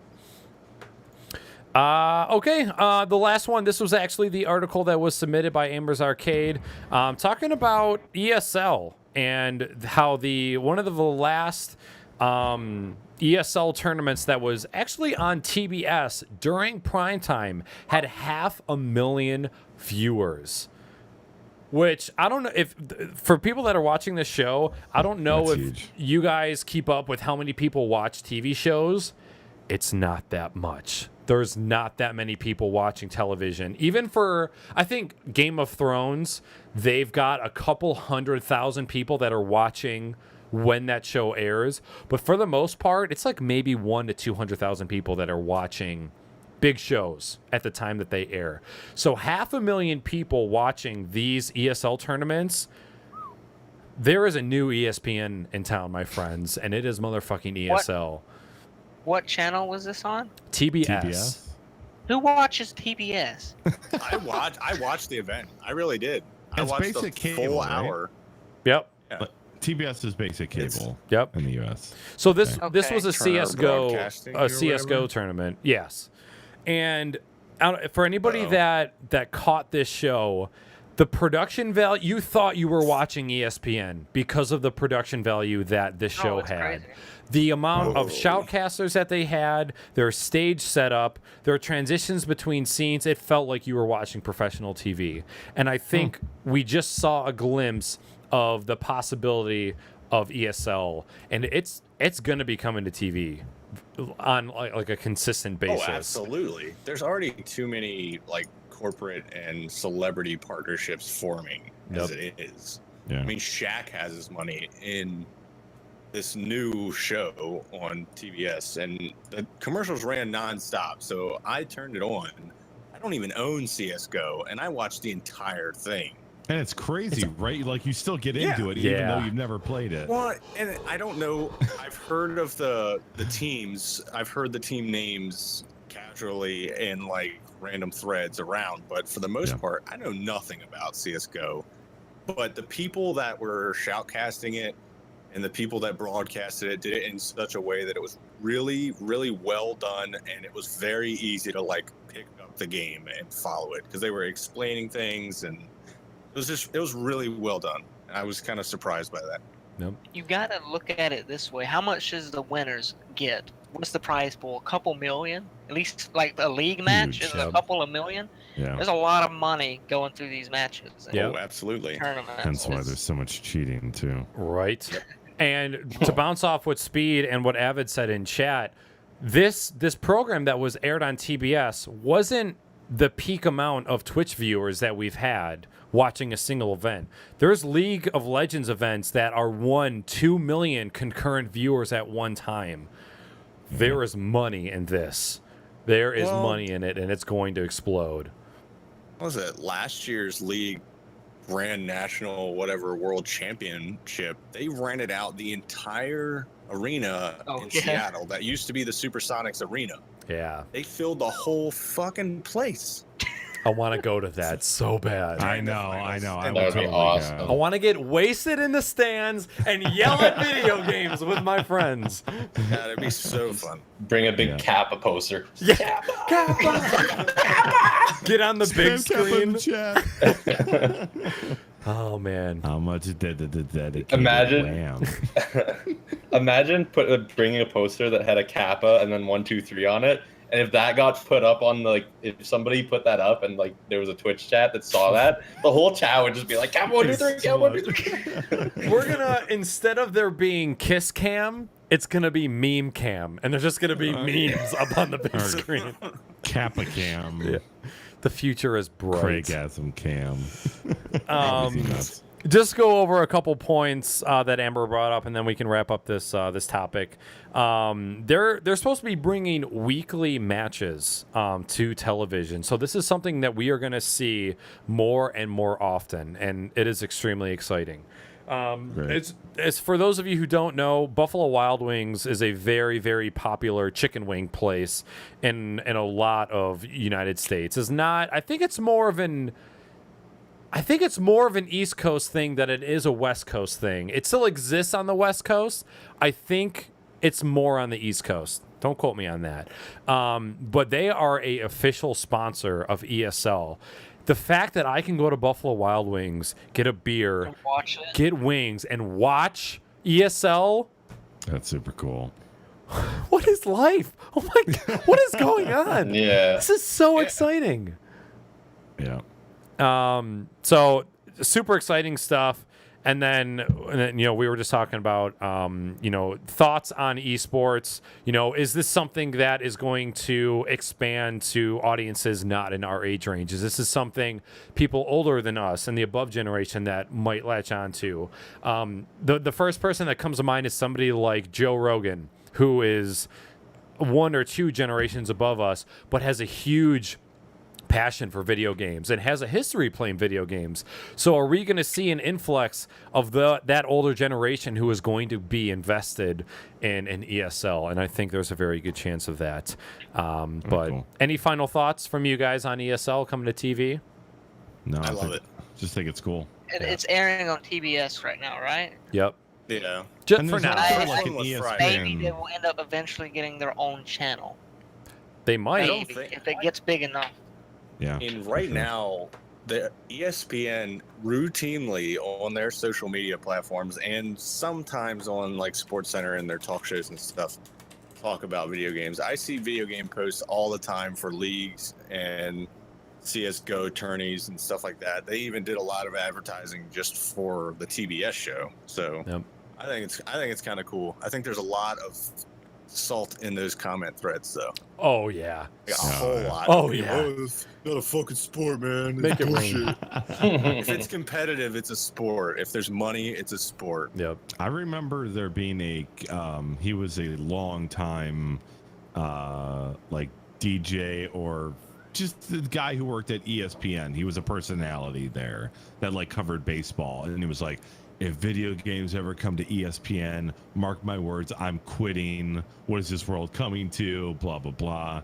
And I just remember Twitter just like going ham on him. Like everybody was attacking this dude. Yep. I'll find the video. I'll post it on Twitter later. It was super interesting to listen. I mean, it is not that he was just like, oh, I think, video games shouldn't be on ESPN. It was like bunch of nerds, sitting in their mom's basements. Like that's how he approached it.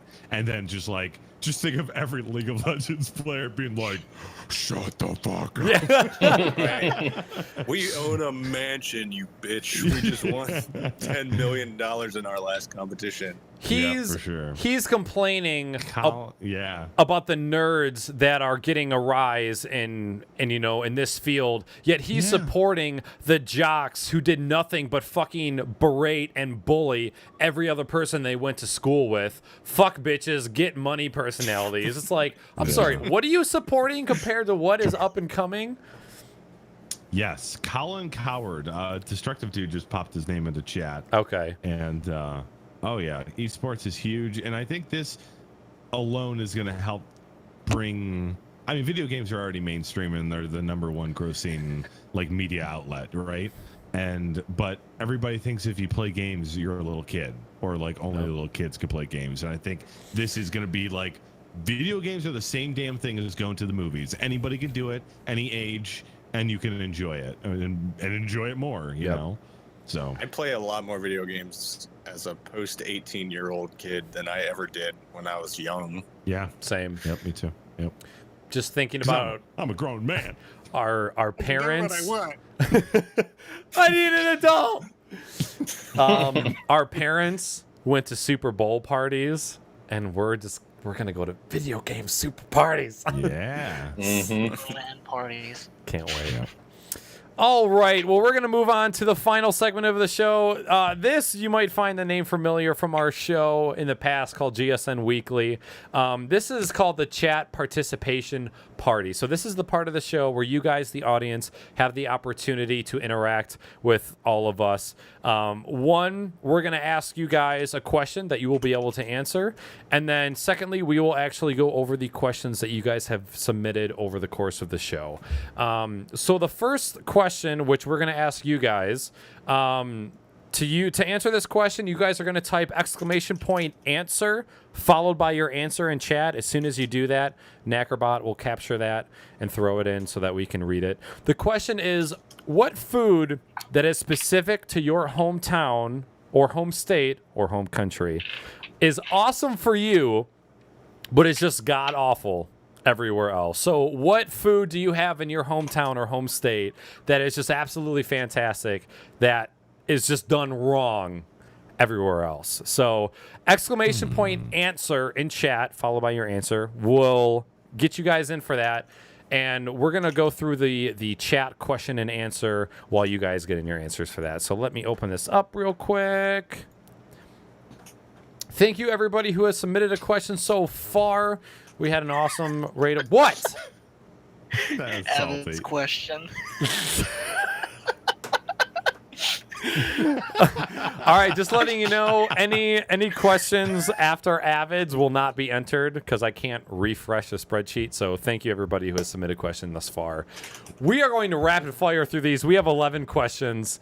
I hope you guys don't mind shows that are longer than 2 hours because we have definitely gotten there. This is the shortest script I've ever seen in my life, and we're over 2 hours. I kid you not, chat. Our script is 4 bullet points and then a bullet for each of our names, and that's it. And it just I don't even have any bullets. Yeah. Fuck outline. I don't Speed need didn't even do outline. his fucking job. He's just sitting there doing nothing. I didn't either. We'll do it live. You were brought on today because Amber couldn't make it, so you're excused. I just don't need an outline. Oh, called out. That's okay, Speed. He was going to be on next month, and you weren't. Bitch! bitch! Got your back, Salty. Don't you All talk about my day. favorite dick then. Oh, we totally forgot about the camera zooming. Ah! Oh, wait. Oh, it doesn't work. Why doesn't it work? That's so sad. Something with Skype. Oh, well. Okay, first question. This one comes from... I don't know how to say this name. It's OZ333. Ozzy. Just call her Oz. Ozzy. Ozzy Yeah. Mui asked. This one is from 4BBR. When are you going to play a Batman game, Kappa? Ooh, Batman game. I've played all of the Batman games except for the latest one, which had such a rough PC release that I waited I had it the day it came out and waited 6 months before I even booted it because they took it off the Steam store and weren't even selling it until they pushed the next big patch to fix all the PC problems. And it came like 8 months later or whatever, and now I have it installed, and it's on my list to play or to stream. So I will be playing it on stream. I like the Batman games; they're fun. Cool. All right. Next question is from Snarky. This is for all of us. Have you guys seemed to notice a growth in your numbers when you stream Fallout 4? I don't stream. It's a really question for Robot.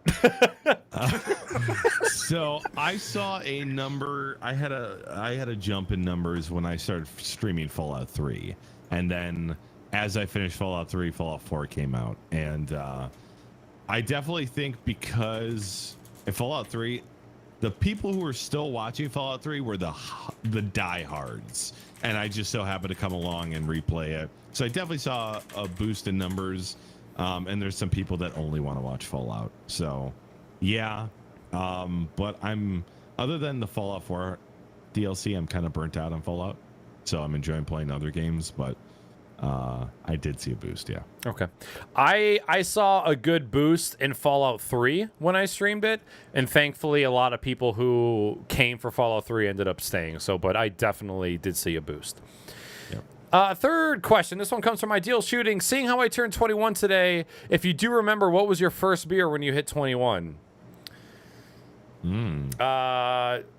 Salty, you can go first. Yeah, My first beer was a while prior to 21. Okay. I was probably something absolute like garbage, like Milwaukee's Best or fucking whatever I could find laying around. So if somebody's dad had like piss warm Coors Light in a 12-pack sitting in the living room, I'd probably drink it.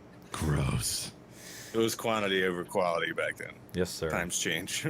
Speed?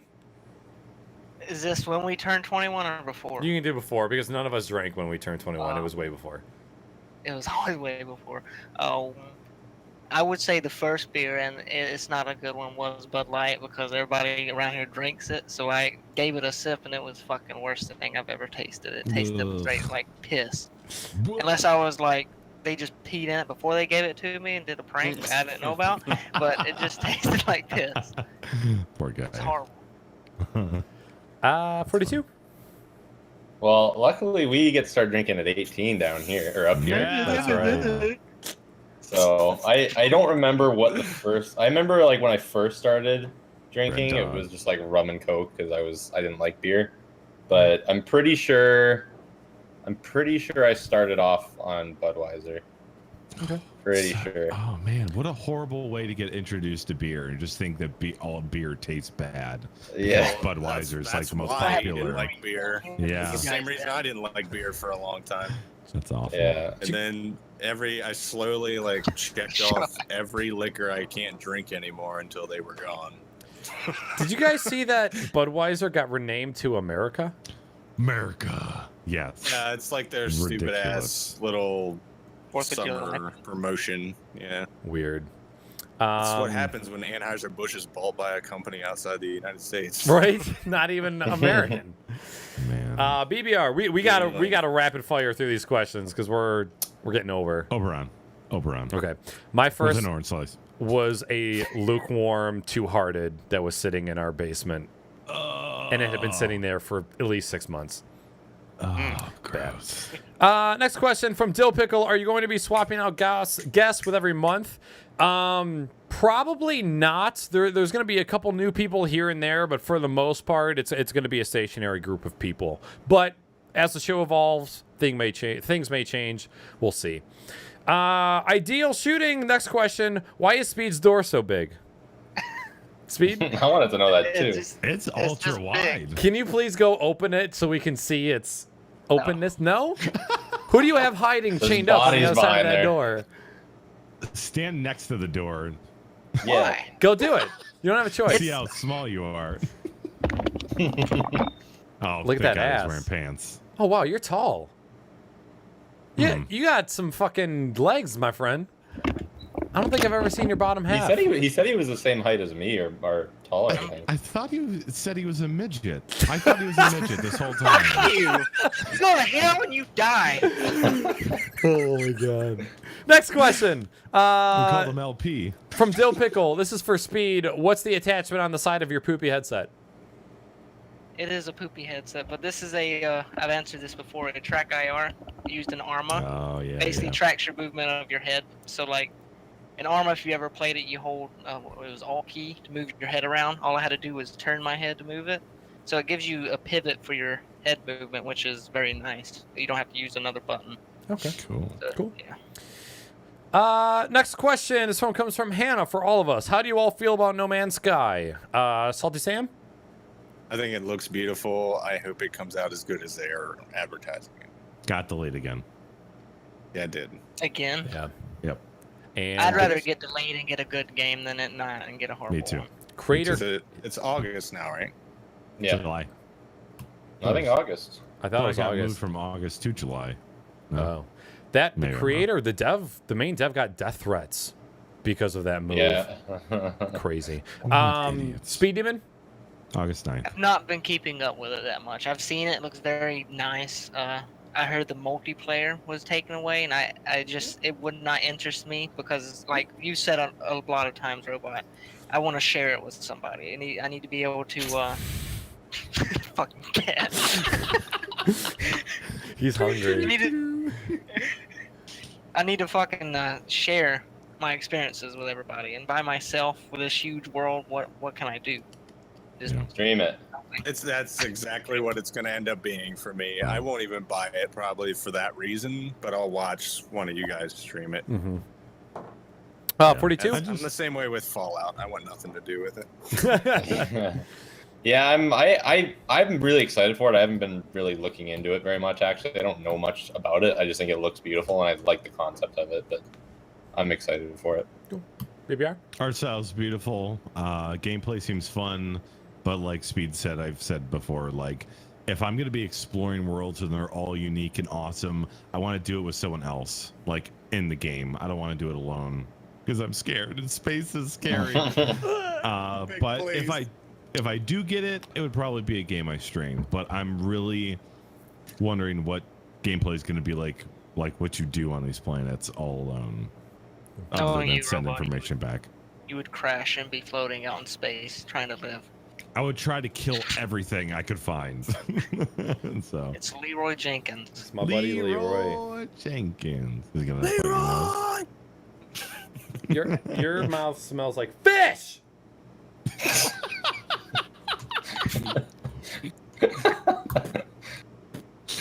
Okay, next question. I'm in the same boat as you guys. I'm super excited for it. But I'll wait to see what happens when it comes out. Next question. You guys heard about the new items coming to Rocket League, different colored stat tracking. That the question got split. Do you think this will be cool like it sounds or spiral into CS:GO deal? Stat tracking.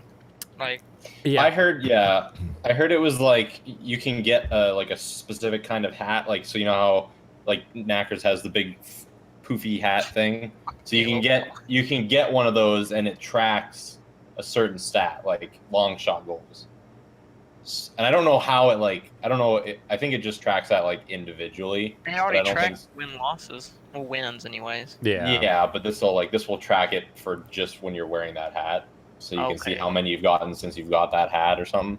Okay. I don't know. I think I don't know. I got to look into it more, but I don't think anything negative could come out of it. Yeah, me neither. no. Yeah, it's people.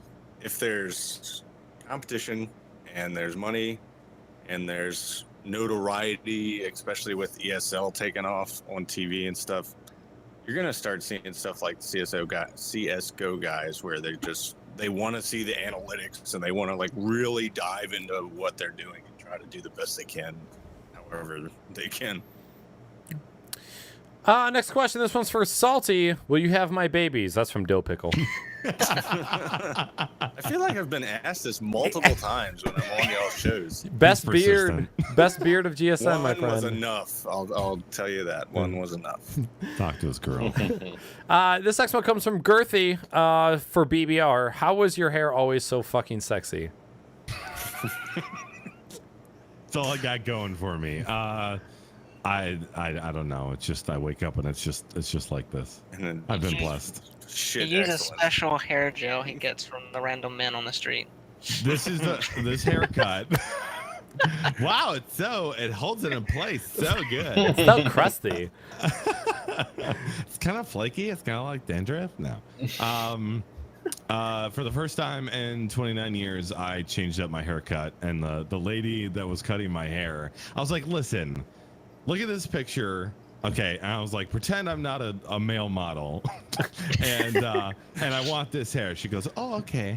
And I was like, listen, I haven't changed my hairstyle in 29 years, my whole life, so we're going big. She goes, oh, you so brave. I was like, thank you. So, yeah. Where the You look fuck so did you get a haircut? Great clips. Bo Ricks? There's this chain called Great Clips, and their slogan is "It's gonna be great." Oh, it's gonna be great. War slogan. Tony the Tiger cut my hair today. Oh, my God. Arr. Yeah. All right, our final question comes from Avid Nigerian. Why does Mr. God. 42 have no sheets on his bed? We went over this. We did. 'Cause it's I a- didn't hear it. Well, me and we were in here testing, and Knackers was setting up the display, and I told 42, I said, dude, that is fucking gross. You're laying on a bed with no sheets. There's a bunch of dead skin there. And we went on for like 10 minutes of why he should have sheets. It's a spare bed. This isn't my normal bedroom, so I just Oh, haven't okay. thrown any. Ever since I moved my computer desk, which was like 3 days ago, I had the bed leaning up against the wall because it was in the way of all the streaming gear, and I just took it down. I'm gonna put sheets on it eventually, but it's where I slay all the poon. We're gonna start a GoFundMe to get you some sheets. Okay. Get a sheet with like little pictures of spermies on it. All right, we're gonna blast through. We're actually blast through the second part of the chat participation party. We asked what food is done right in your hometown, but is done wrong everywhere else. Girthy, I'm not gonna read your first answer unless you tell me in chat that you want me to read it. So I'm gonna move on to the second one. Snarky said pizza. See, she's from New York, so anyone from Chicago can probably argue. I would think pretzels. I've eaten one of them pretzels in Manhattan, and they were fucking amazing. Oh yeah, I personally prefer thin over the deep dish. That's just me. Let's not. Yeah, we're just gonna avoid that. We're not gonna We go can really get into some shit with Pizza pizza. is good. We'll just end it at that. Nobody's feelings. Nothing. You're smart, Salty. You're smart. 'Cause Smart man. we would have got it. I would have started a motherfucking straw poll. Yeah. We're not even gonna talk about fruit. And All then right. someone would hack it. All right, moving on. Vans Man said crabs. I said crabs too. Okay, are we talking Blue crab about is like a penis huge crabs? No. Blue crab. Like, Okay.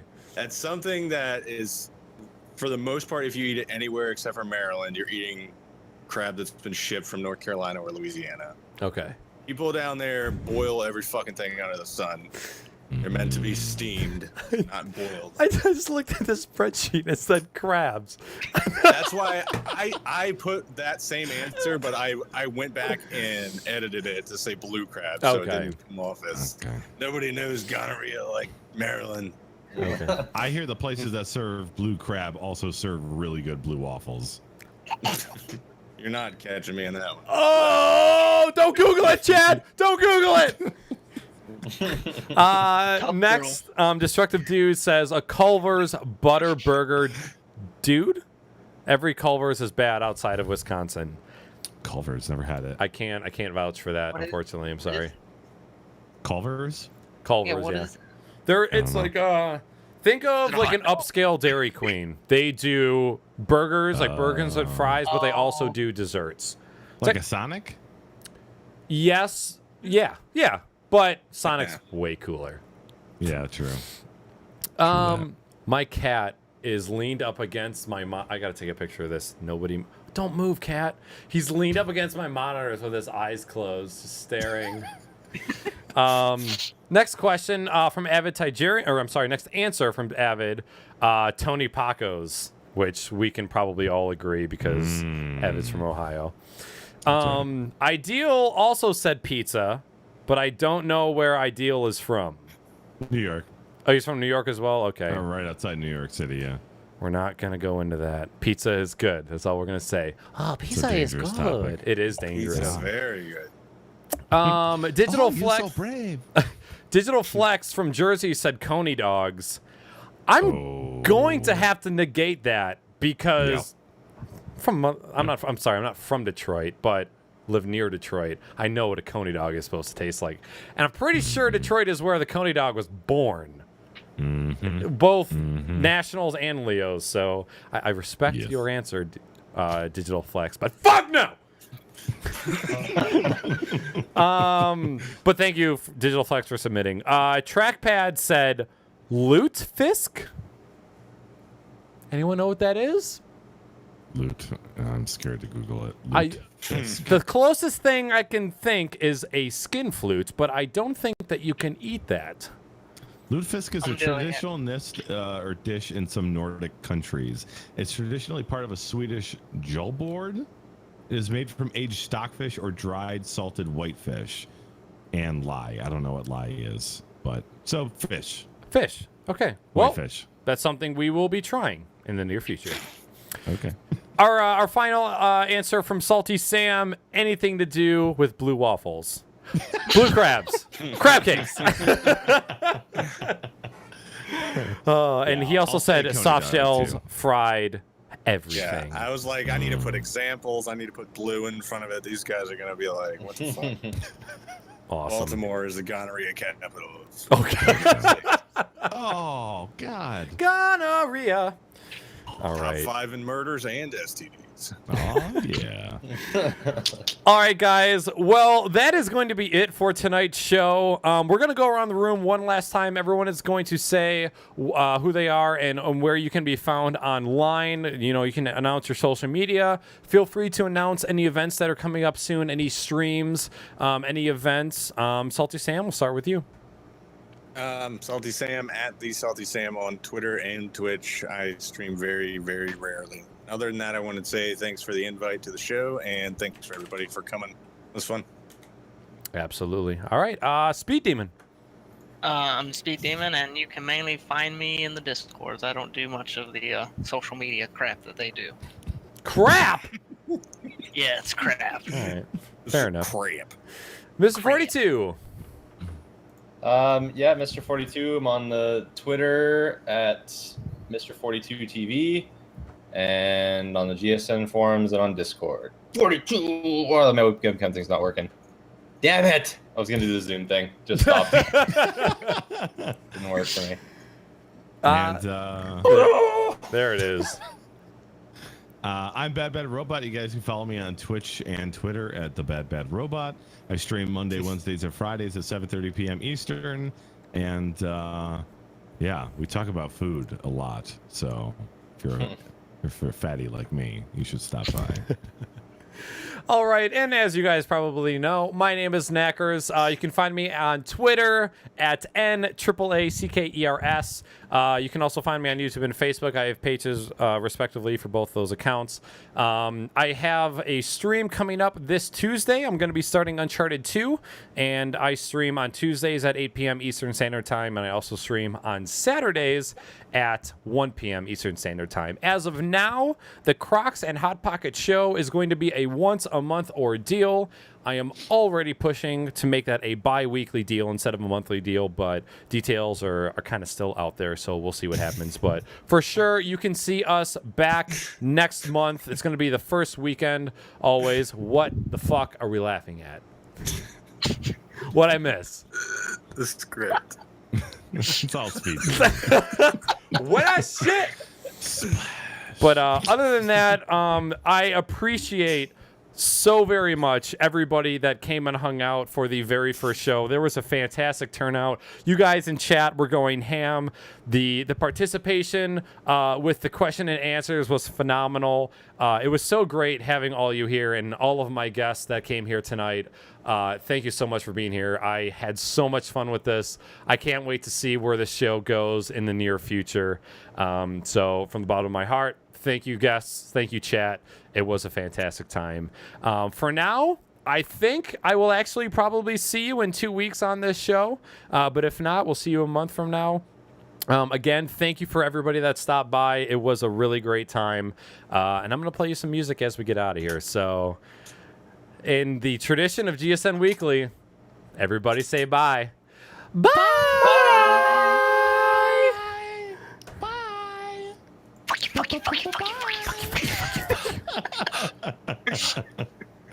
Yo, peace.